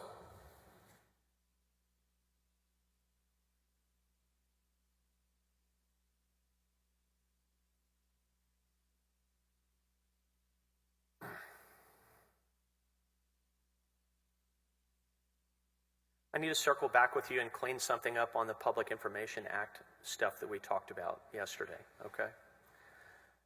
I want to make sure I have this right, because I think we may have made a mistake, you and I together, or I may have made the mistake and elicited testimony that was not correct. I want to make sure, okay? You remember the 3 requests we talked about yesterday, right? Yes. Okay. The Securities Board, the big request, the FBI brief. The FBI brief. So on the FBI brief, yesterday I believe I elicited testimony from you that the FBI blew their response deadline, but that wasn't right, was it? I think is what I testified yesterday is I don't recall exactly what the circumstances were regarding the response deadline or any response that we had requested. What actually happened is the FBI responded when that unredacted brief was requested, but their arguments were so nonsensical or non-responsive to the issue that your opinions division, which is under your oversight, made the decision to release the unredacted brief. True? I don't recall what the brief said, the FBI's response to the request for the FBI brief itself. I don't recall what the FBI's position was or what the division issued. Just to put it in context, my youngest was born May 30th of 2020. Okay. So I was working out of the office, and at that time, if you recall, the DPS request, the big request, was issued June 2nd. So toward May 30th for the month of June, most of those conversations were directly with Ryan Bangert. Okay, so is it true that you can't tell the ladies and gentlemen of the jury why the unredacted brief was released? The unredacted FBI brief was released because General Paxton directed us to release it. And tell me about what that process was. Well, in a meeting with General Paxton, at which Ryan Bangert was attending, we identified that the agency, the Office of the Attorney General, had received a request for public information for the FBI brief. General Paxton asked us to provide him a copy of the redacted brief and the unredacted brief. Yes? A few days later, we met again, and General Paxton had reviewed it, had marked up the copies, and indicated to both of us that he had seen nothing that should be withheld from Nate Paul. Did you disagree with him? Yes, just based on the content of the information. Was there any claim of law enforcement privilege made by the FBI? I'm not advised. Again, I don't recall what their brief said. You don't recall any of the content of what the FBI said in their challenge? Not in the challenge, no, sir. I recall the content of the FBI brief that was submitted as part of the DPS file. Okay.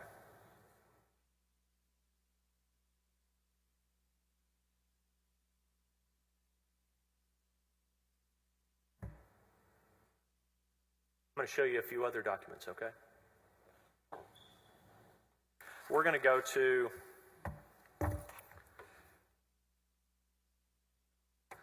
stay on the same topic. This is Exhibit AG 185, Your Honor, if I might approach. You may.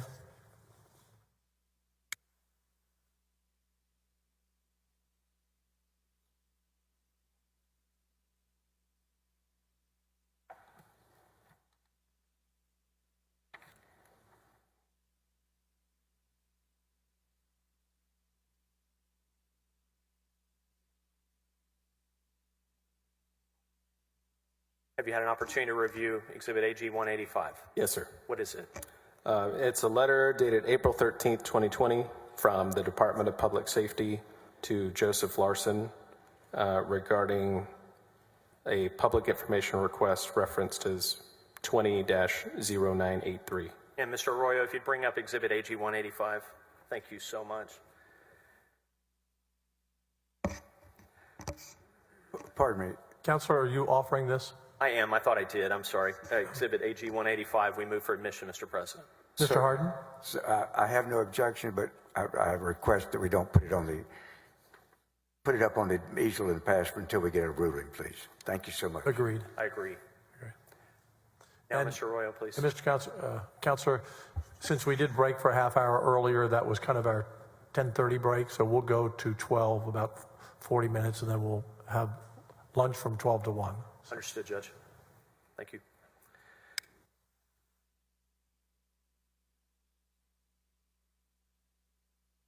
This is a response from DPS to the big request, right? It appears to be. I don't recall the exact number of the request, but it appears to be. So Joe Larson is the vehicle that Nate Paul is using to make these requests, yes? It was my understanding. That's right. And then the lawsuit that Joe Larson filed, he filed that on behalf of Nate Paul, true? Well, that lawsuit that you showed me yesterday, it identified Mr. Larson as the plaintiff. I don't know why he would have filed it or what reasons he had.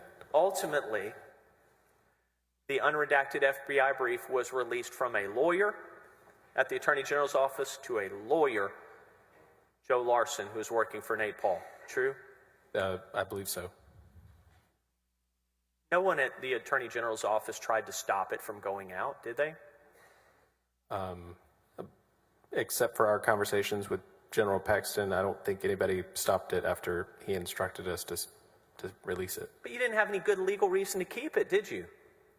I'm not sure what you mean by legal reason to keep it.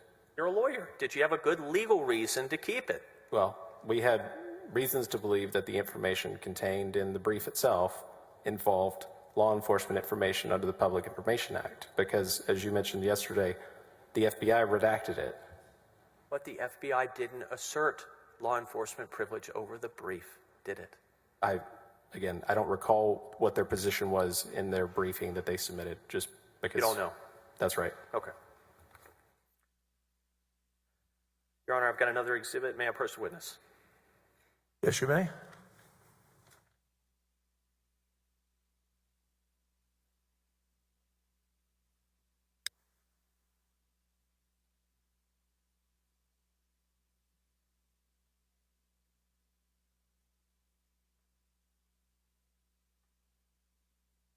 Have you seen Exhibit AG 253 before? Yes, sir. What is it? This is a... Are you offering this? I was going to lay the predicate first, but I will certainly offer it. Excuse me, Your Honor. Thank you. We have no objections. Speed it up. Exhibit 253, admitted to evidence. Continue. Thank you. Mr. Arroyo, if you would, Exhibit AG 253. Mr. Vassar, what is it? This is a letter involving private schools in the middle of COVID-19. It's dated July 17th of 2020. And Attorney General Ken Paxton issued this guidance, correct? Yes, he signed it, and we issued it from the office. And it is not a formal legal opinion, correct? No, it's not a formal opinion decided under 402. Okay. Did you have kids in a religious school at that time? No, sir. Okay. The purpose of this guidance was what? To provide guidance on how religious private schools could operate in the face of local orders that may contradict the governor's executive orders at the time. Pretty important stuff, isn't it? Yes, sir. And orders like this were being, orders similar to this that were giving informal legal guidance about COVID matters were coming out of your office almost every day. True? I'm not sure if it was daily, but we were providing advice on a regular basis. All right. You recall the quote-unquote midnight opinion. I believe Mr. Hardin referred to it as the midnight opinion, the foreclosure guidance. I recall it. Yes, sir. May I approach the witness, Your Honor? Yes, you may. That wasn't even the only COVID guidance issued that day, was it? I don't recall that specifically either.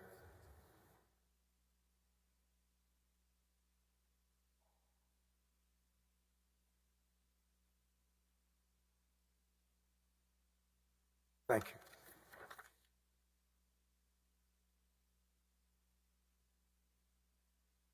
Mr. President, we move for admission of Exhibit AG 7. Mr. Hardin? I was trying to get my microphone on. I'm sorry. We have no objection, Your Honor. Admit exhibit number 7 into evidence.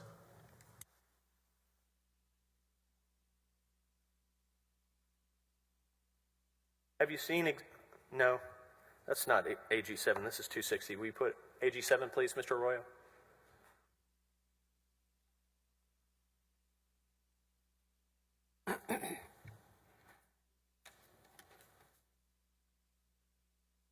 Thank you, Eric. Eric, would you zoom in on the letterhead here?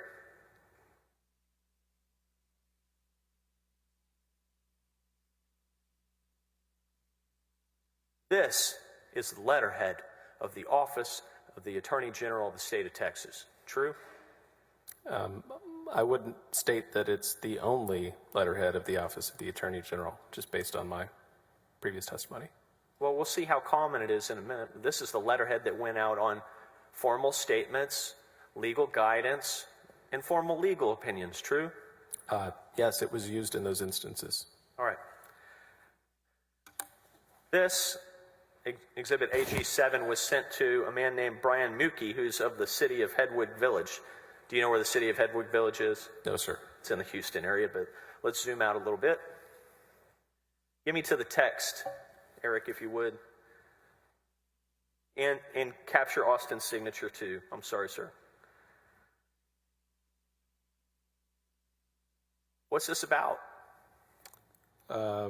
This is the first time I've seen this letter that I can recall. It is issued under Section 418.193, which is the Disaster Act.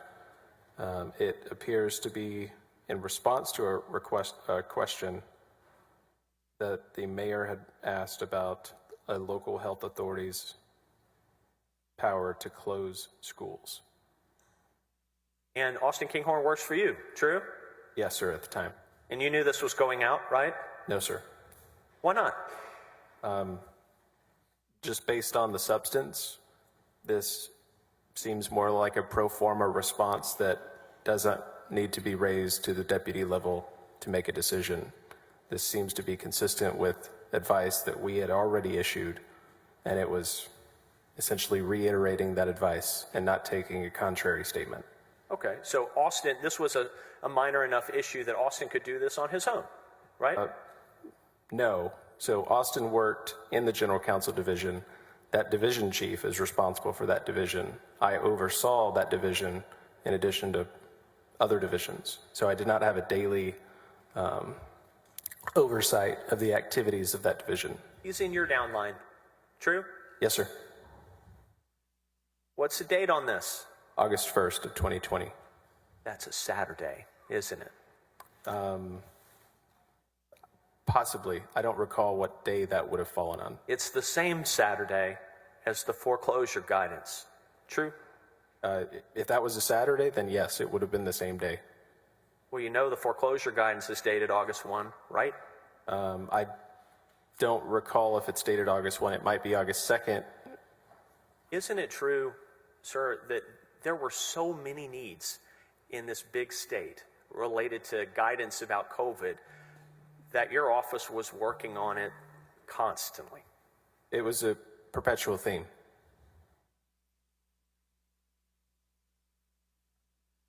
Let's see how perpetual it is. May I approach the witness? Yes, you may.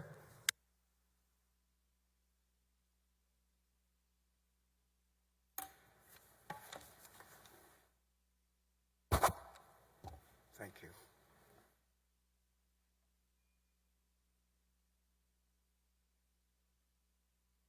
We move for admission of Exhibit AG 260.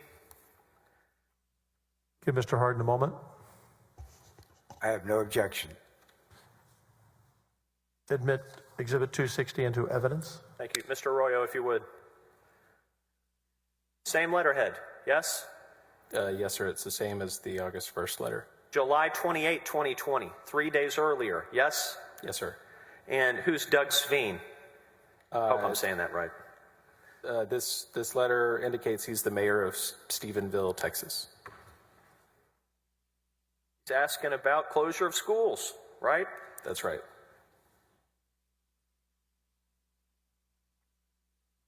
May I approach the witness, Your Honor? Yes, you may. I'm going to try to do this in bulk and maybe move this along a little bit.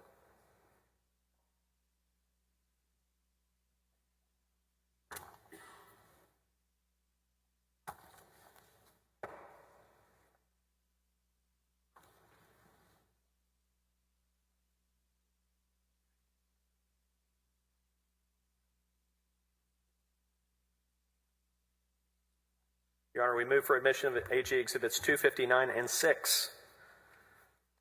We have no objection, and we have no objection to 289, and we have no objection to Exhibit 6. Admit Exhibit 6 and 259 into evidence.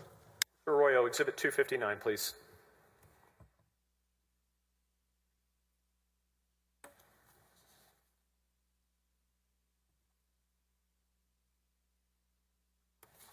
Who's Craig Morgan?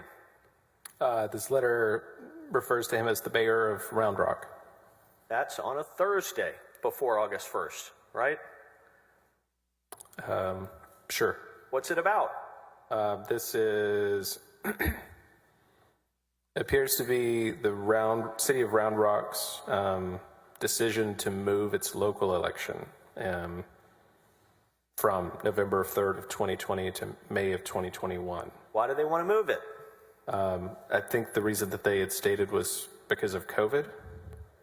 Who issued the opinion? It was signed by General Paxton. Does it have a KP number? No, sir. Not a formal legal opinion, true? No, it was not issued as a formal opinion under 402. Mr. Arroyo, Exhibit 6, please. AG Exhibit 6.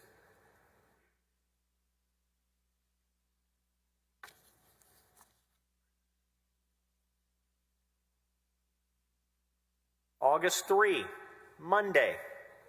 Who's the Honorable Vince Ryan? The Harris County Attorney. This is a formal legal opinion, yes?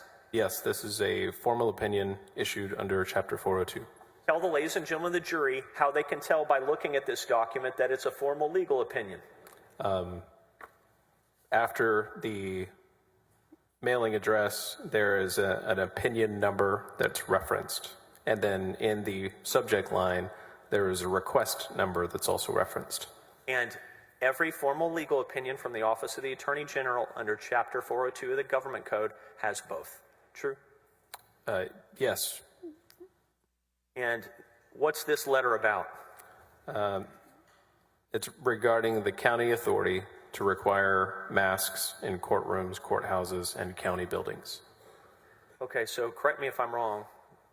July 28th, July 30th, August 1, August 1, August 3. There are opinions coming out almost every day about COVID stuff during this period of time, true?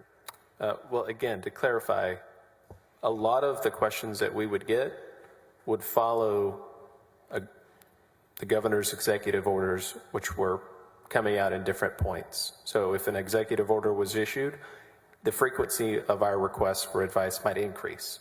I can't testify that we were releasing information daily. I don't know if that's actually true, but I can say it was happening regularly just with the pattern of executive orders or mayoral or county orders.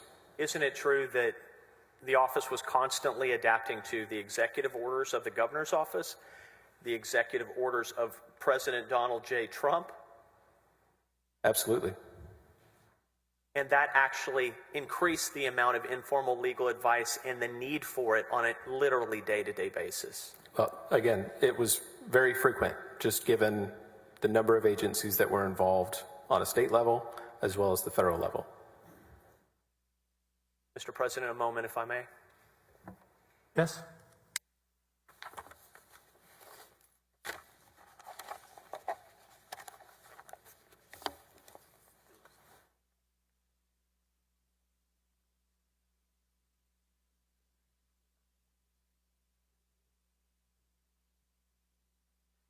Oh, I'm sorry.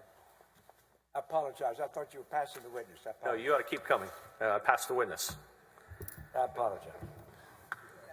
Mr. Hardin, he passed the witness. Just you standing up made it all happen.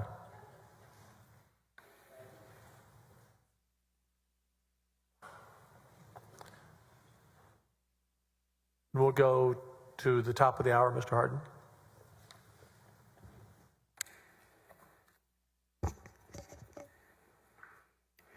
Good morning, Mr. Vassar. Good morning. I'm going to try to, best I can, to do this pretty quickly. Thank you so much. We've got several areas here. We can just start where we finished up. I thought I would never have to talk about the different numbers of the different portions of the government code that suggested what y'all should and should not do.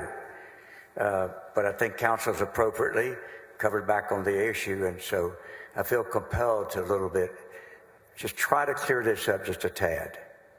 The two sections of the government code that you folks would have been working over primarily, that you've been testifying to council about on cross, are what numbers in the code? Chapter 402 of the government code and chapter 418. All right. Now, let me see if I can do this briefly with you. How do you determine which of those codes apply to a request for an opinion, or the sections of the code, excuse me? So chapter 402 enables the Attorney General to provide general legal guidance in response to a request from an eligible requester. Chapter 418 is expressly limited to providing advice relating to a disaster declaration, again, to eligible requesters who are different from Chapter 402. All right. For instance, does which one of those sections apply depend on the identity of the requester that makes the request? Yes, sir. And does 418, something that I believe, did you testify earlier, if 418 was amended, the National Disaster Act before COVID, but when COVID came, was frequently used as the basis as to answer a query from a public official? That's correct. I believe it was amended in 2019. Obviously, COVID hit in 2020, so that provided an avenue for local officials to request legal advice from our office. Now, if when General Paxton requested y'all to do this hurry-up opinion, if he had come up with a requester that was a mayor, what section of the code would have applied to the opinion that you folks wrote? Just based on the fact that it was a COVID-related question and that the mayor is an authorized requester, it would have fallen under Chapter 418. Now, once it was decided that the requester would be a state senator, which section of the code did that mean would cover what you did? A state senator who is a chair of a legislative committee. Thank you. Excuse me for interrupting you. That's the caveat. It's not just a state senator, but it has to be a chairman, does it not? That's right. All right, resume the answer, please. A state senator who is a chair of a legislative committee is an authorized requester under Chapter 402. All right. And is the significance that 402 was applied here is that Section 402 does not distinguish between an informal and a formal opinion, correct? That's correct. It does not. Now, if we move forward, that it had gone through if it hadn't been a hurry up and went through your normal processes you testified that would take ordinarily about 6 months, is there a difference in the way the 6-month opinions which are vetted and published in 6 months as opposed to overnight is with what we've called this opinion? What would be the difference in the way those two opinions, heavily researched, vetted opinion, overnight opinion, how are those reported to the public and dealt with as far as publishing to the world? So under Chapter 402, if it's an eligible request, our agency logs it as a request, publishes that request in the Texas Register, which enables third parties who are just interested in submitting their own briefing and arguments to our office. After a drafting period in the division, it's reviewed internally, and including other divisions who might have subject matter expertise on the issue. After all of the division feedback is received, it's circulated to the deputy level and the executive for review and approval. After it is issued, it's then, again, recorded on our website and then published in the Texas Register for public dissemination. And I believe it's also uploaded to Westlaw. So is one much more widely distributed and easily published to the world than the other? Yes, sir. Finally, you were asked about things I think you said you did not know about in terms of the next day or a hearing that you were not involved about, correct? The hearing. Very good question. Let me rephrase it. That's a very good question. Do you recall being questioned about what you knew about how the overnight opinion was used on behalf of Mr. Paul? Yes, I recall that. You recall you said you were not aware at the time. Do you recall that? That's right. All right. Have you become aware, and did you see a document during your examination that showed a lawyer on behalf of Mr. Paul immediately within 36 hours or 24 hours was using that in a court to try to get what he wanted? Yes, sir. I believe in one of the exhibits that I reviewed, there was a statement indicating that the foreclosure letter that we had issued was used to stop a foreclosure sale related to Nate Paul. Do you have any idea how one would have known as early as Monday to be prepared to use that in a hearing on Tuesday when you only completed it at 1 o'clock Sunday morning and sent it to the Attorney General sometime Sunday? Objection, Mr. President, leading and calls for speculation. Sustained. Now, let's go to a couple other areas. You recall you were questioned considerably about first of all, the interview that he asked you about a little bit toward the end. And that is that you were not under oath at that hearing. I recall that. Yes, sir. And I said hearing, I don't mean hearing. It was really an interview by investigators, many are here today, that were retained by the House Management Committee, or the House Committee rather, to do an investigation. You recall that series of events? Yes, sir. And I believe you were shown some of the testimony, again, not testimony, some of the interview statement that you gave. Yes, sir.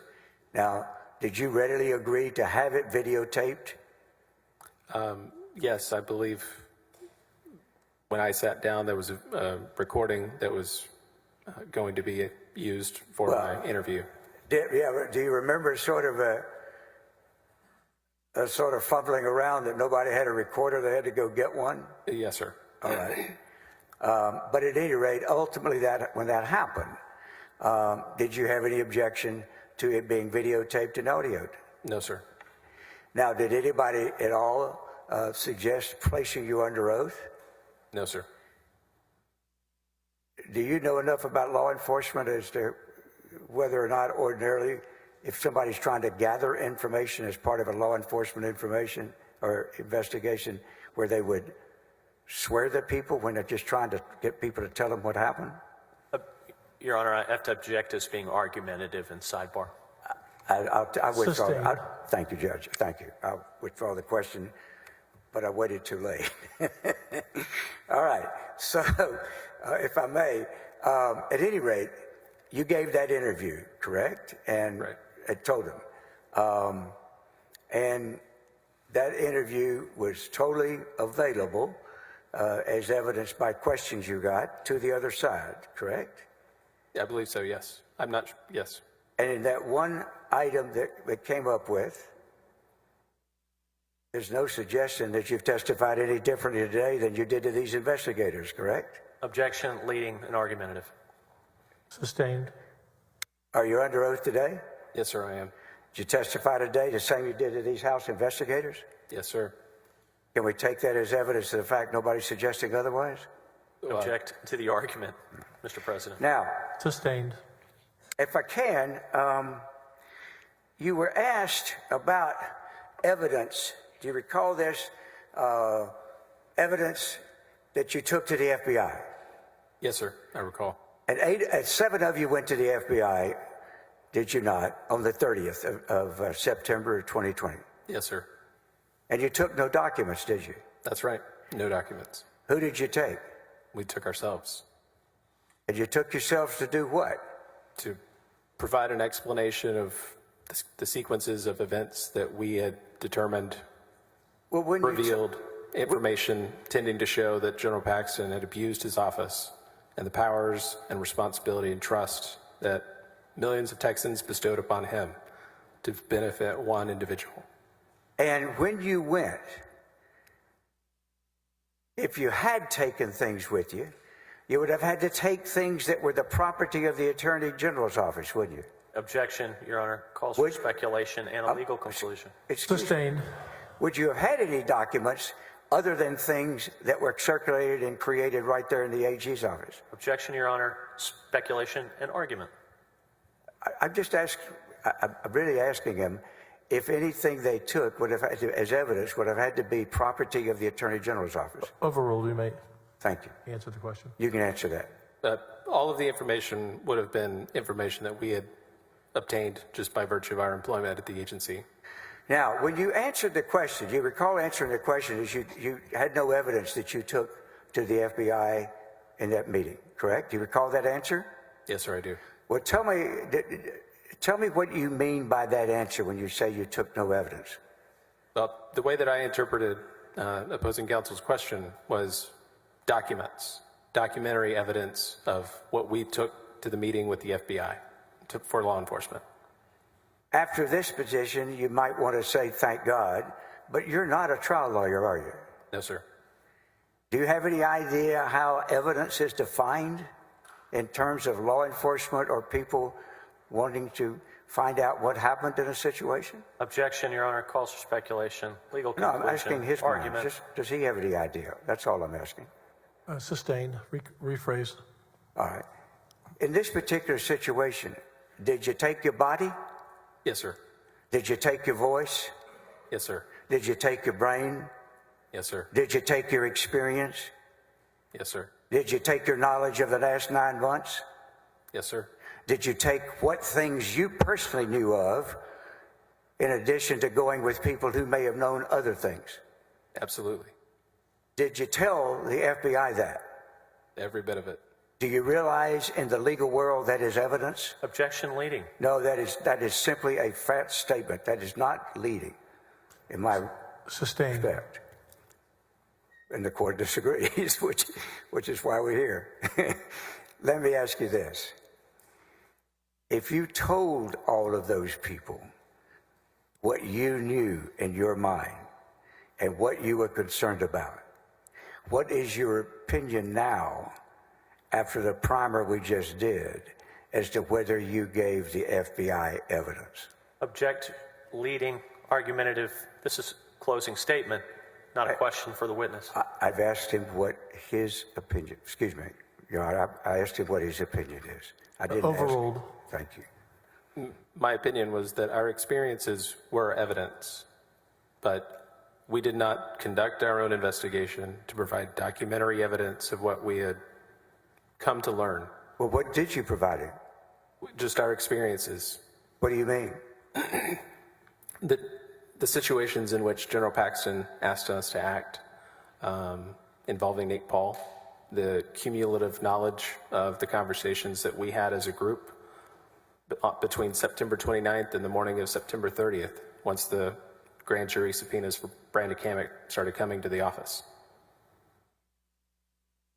Whose job then, in your opinion, was it then to conduct the investigation? Federal law enforcement. Did you ever view yourself as an investigator in this matter? No, sir. What did you think you were when you went to the FBI? We were witnesses. Pardon me? I believe that I was a witness to criminal activity that had occurred by General Paxton.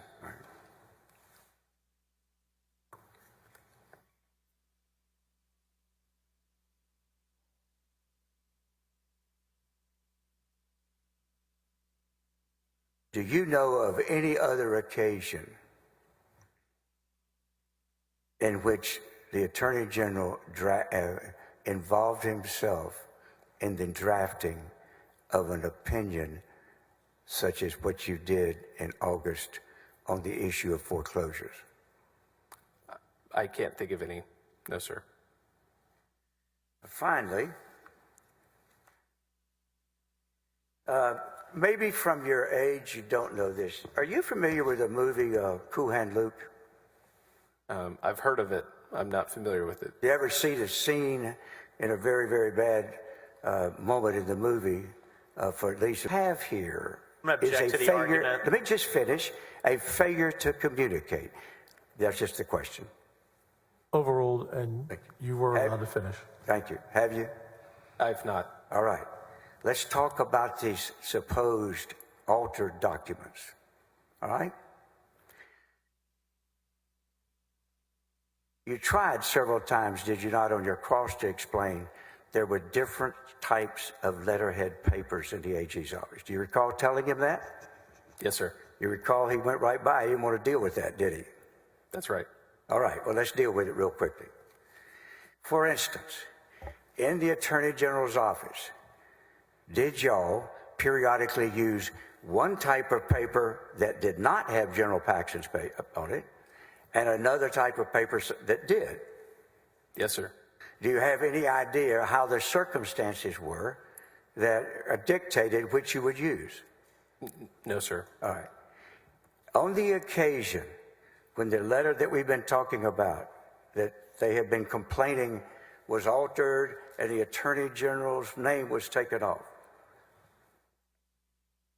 was that letter complaining about the Attorney General? Yes, sir, it was. Well, if you're writing a letter complaining about the Attorney General, what is your opinion as whether you would want to make sure his name wasn't on there for a letter complaining about him? Objection leading. Sustained. Let me ask you this.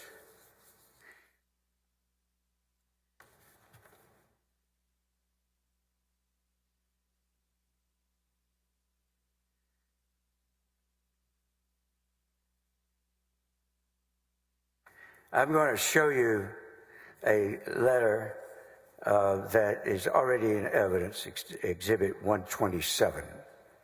May I have it on the screen, please?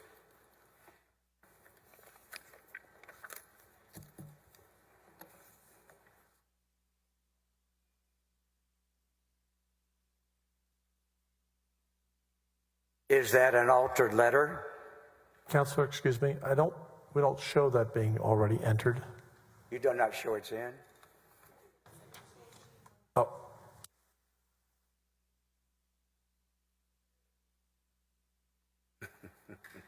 it's in. Thank you. Our apology. No, not at all. I misled you by making you think which one it was. We were both inadvertent. But I think it is interesting to point. Would you look down to the bottom? Would you cyclize where the exhibit and whose exhibit this is? And let's sort of, if we can, highlight, Stacy, both from whom the production was that produced it to us.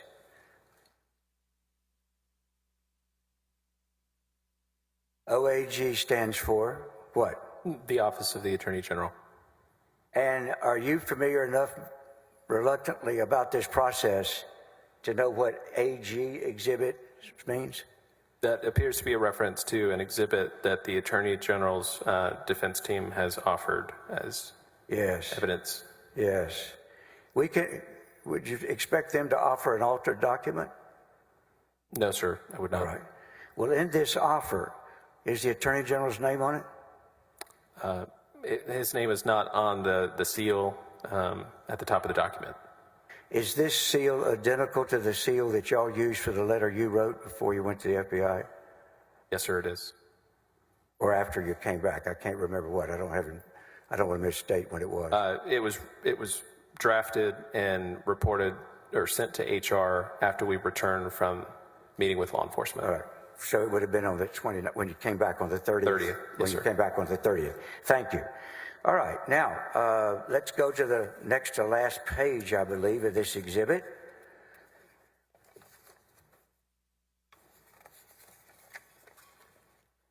Do you see who it's signed by?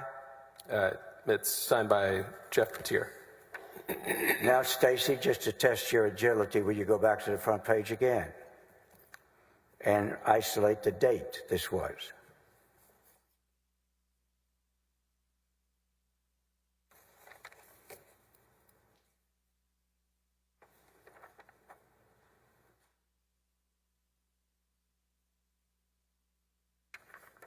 What's the date? That date is October 1st of 2020. All right.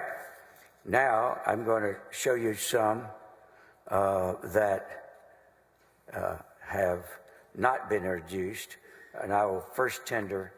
Do we have copies of our exhibit 633?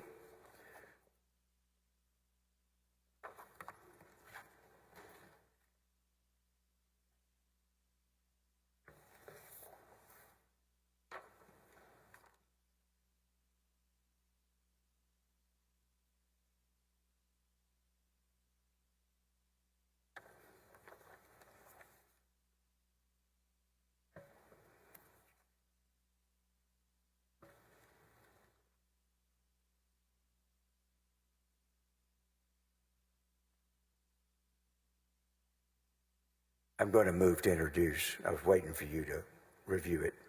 Oh, thank you. No objection, Judge.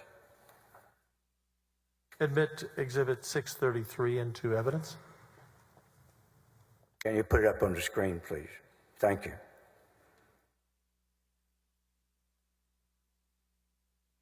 Would you give it publish for the jury the date of this letter? This letter is dated January 28th of 2020. Yes. And would this have been in connection with any particular event? Have you ever seen this letter, or do you know anything about this? I don't recall exactly if I was involved in reviewing it. Again, I was appointed Deputy AG for legal counsel April 1st of 2020. It's possible I reviewed it, excuse me, in the General Counsel Division, but I have not seen it since. And the letter is signed by whom? It's signed by General Paxton. Now, we can assume, can we not, that General Paxton didn't alter this letter? I wouldn't presume so. And is it also similar to the letter y'all sent on paper that has just the seal?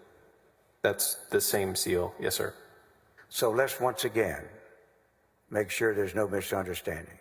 Or do you understand for the last 4 days you folks have been accused of altering a document? This is a violation of the rule, Excuse Mr. me. President. Let me put it another way. I'll put it another way, Your Honor. Was there an objection? Objection violates the rule. Sustained. If anybody was to suggest that you guys had, when you wrote your letter, that you had somehow altered it and taken the Attorney General's name off and therefore altered a government document, would that be true or not true? That's not true. Would it actually be a lie? As these documents indicate, there are different seals for different purposes. And in this situation, we used the seal without General Paxton's name on it. That's the seal that was... You are indeed, are you not, Mr. Vassar, a kind and gentle person. So much so that even after enduring yelling and constant interruption, you still don't like to use the word lie, do you? Objection to leading an I argument. have no further questions. Objection sustained. We will hold your... Do you intend to recross? I do, Mr. President, but I could probably resolve it in about 3 minutes. I'll give you 3 minutes. Thank you, Judge.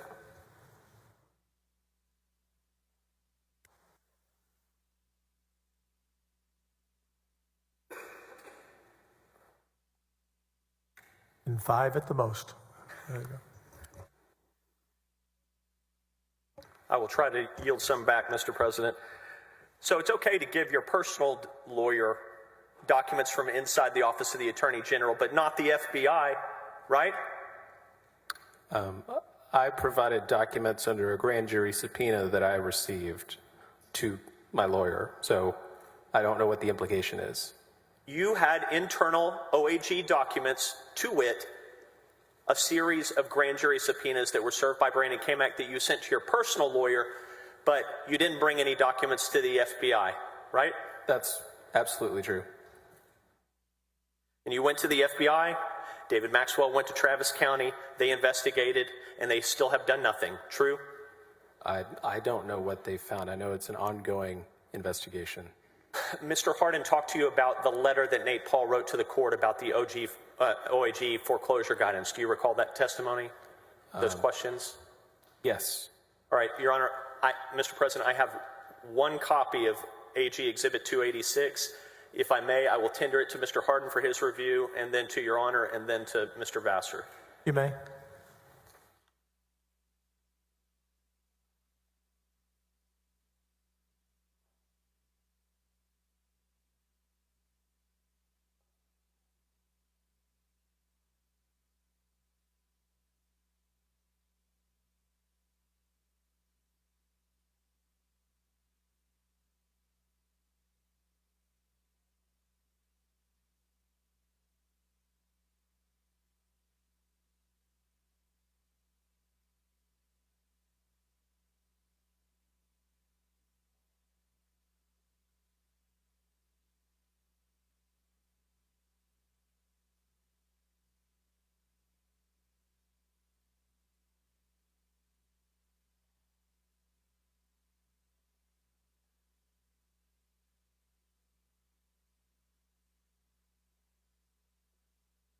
I have no objection. What is the number on that? Mr. President, is AG Exhibit 286, and we move for its admission. The Exhibit 286 will be admitted into evidence. Mr. Arroyo, if you could assist us, please, very briefly. Mr. Vassar, who's Stephen Benish? I have no idea. You should know him. He's your state bar president-elect. This is a letter from Stephen Benish, who was opposing counsel to Nate Paul in the WC 4th and Colorado matter, and he wrote a letter. Mr. Arroyo, please blow up the text of his letter.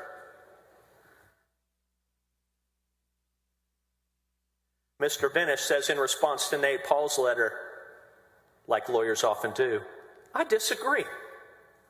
And he wrote to the judge and he said, the foreclosure sale isn't being stopped by this OAG informal guidance, right? I've never seen this before, but I see where he says the AG's, quote, informal guidance does not emphasize, state that foreclosure sales may not proceed unless specifically authorized by the mayor in the city of the foreclosure. And what happens in courts is one side makes an argument and the other side makes an argument and the judge decides, right? Yes, sir. Only in this case, Nate Paul put his entity in bankruptcy to stop the foreclosure, right? I'm not sure. That will be all, Mr. President. Thank you, Counselor. We will break until 1 p.m.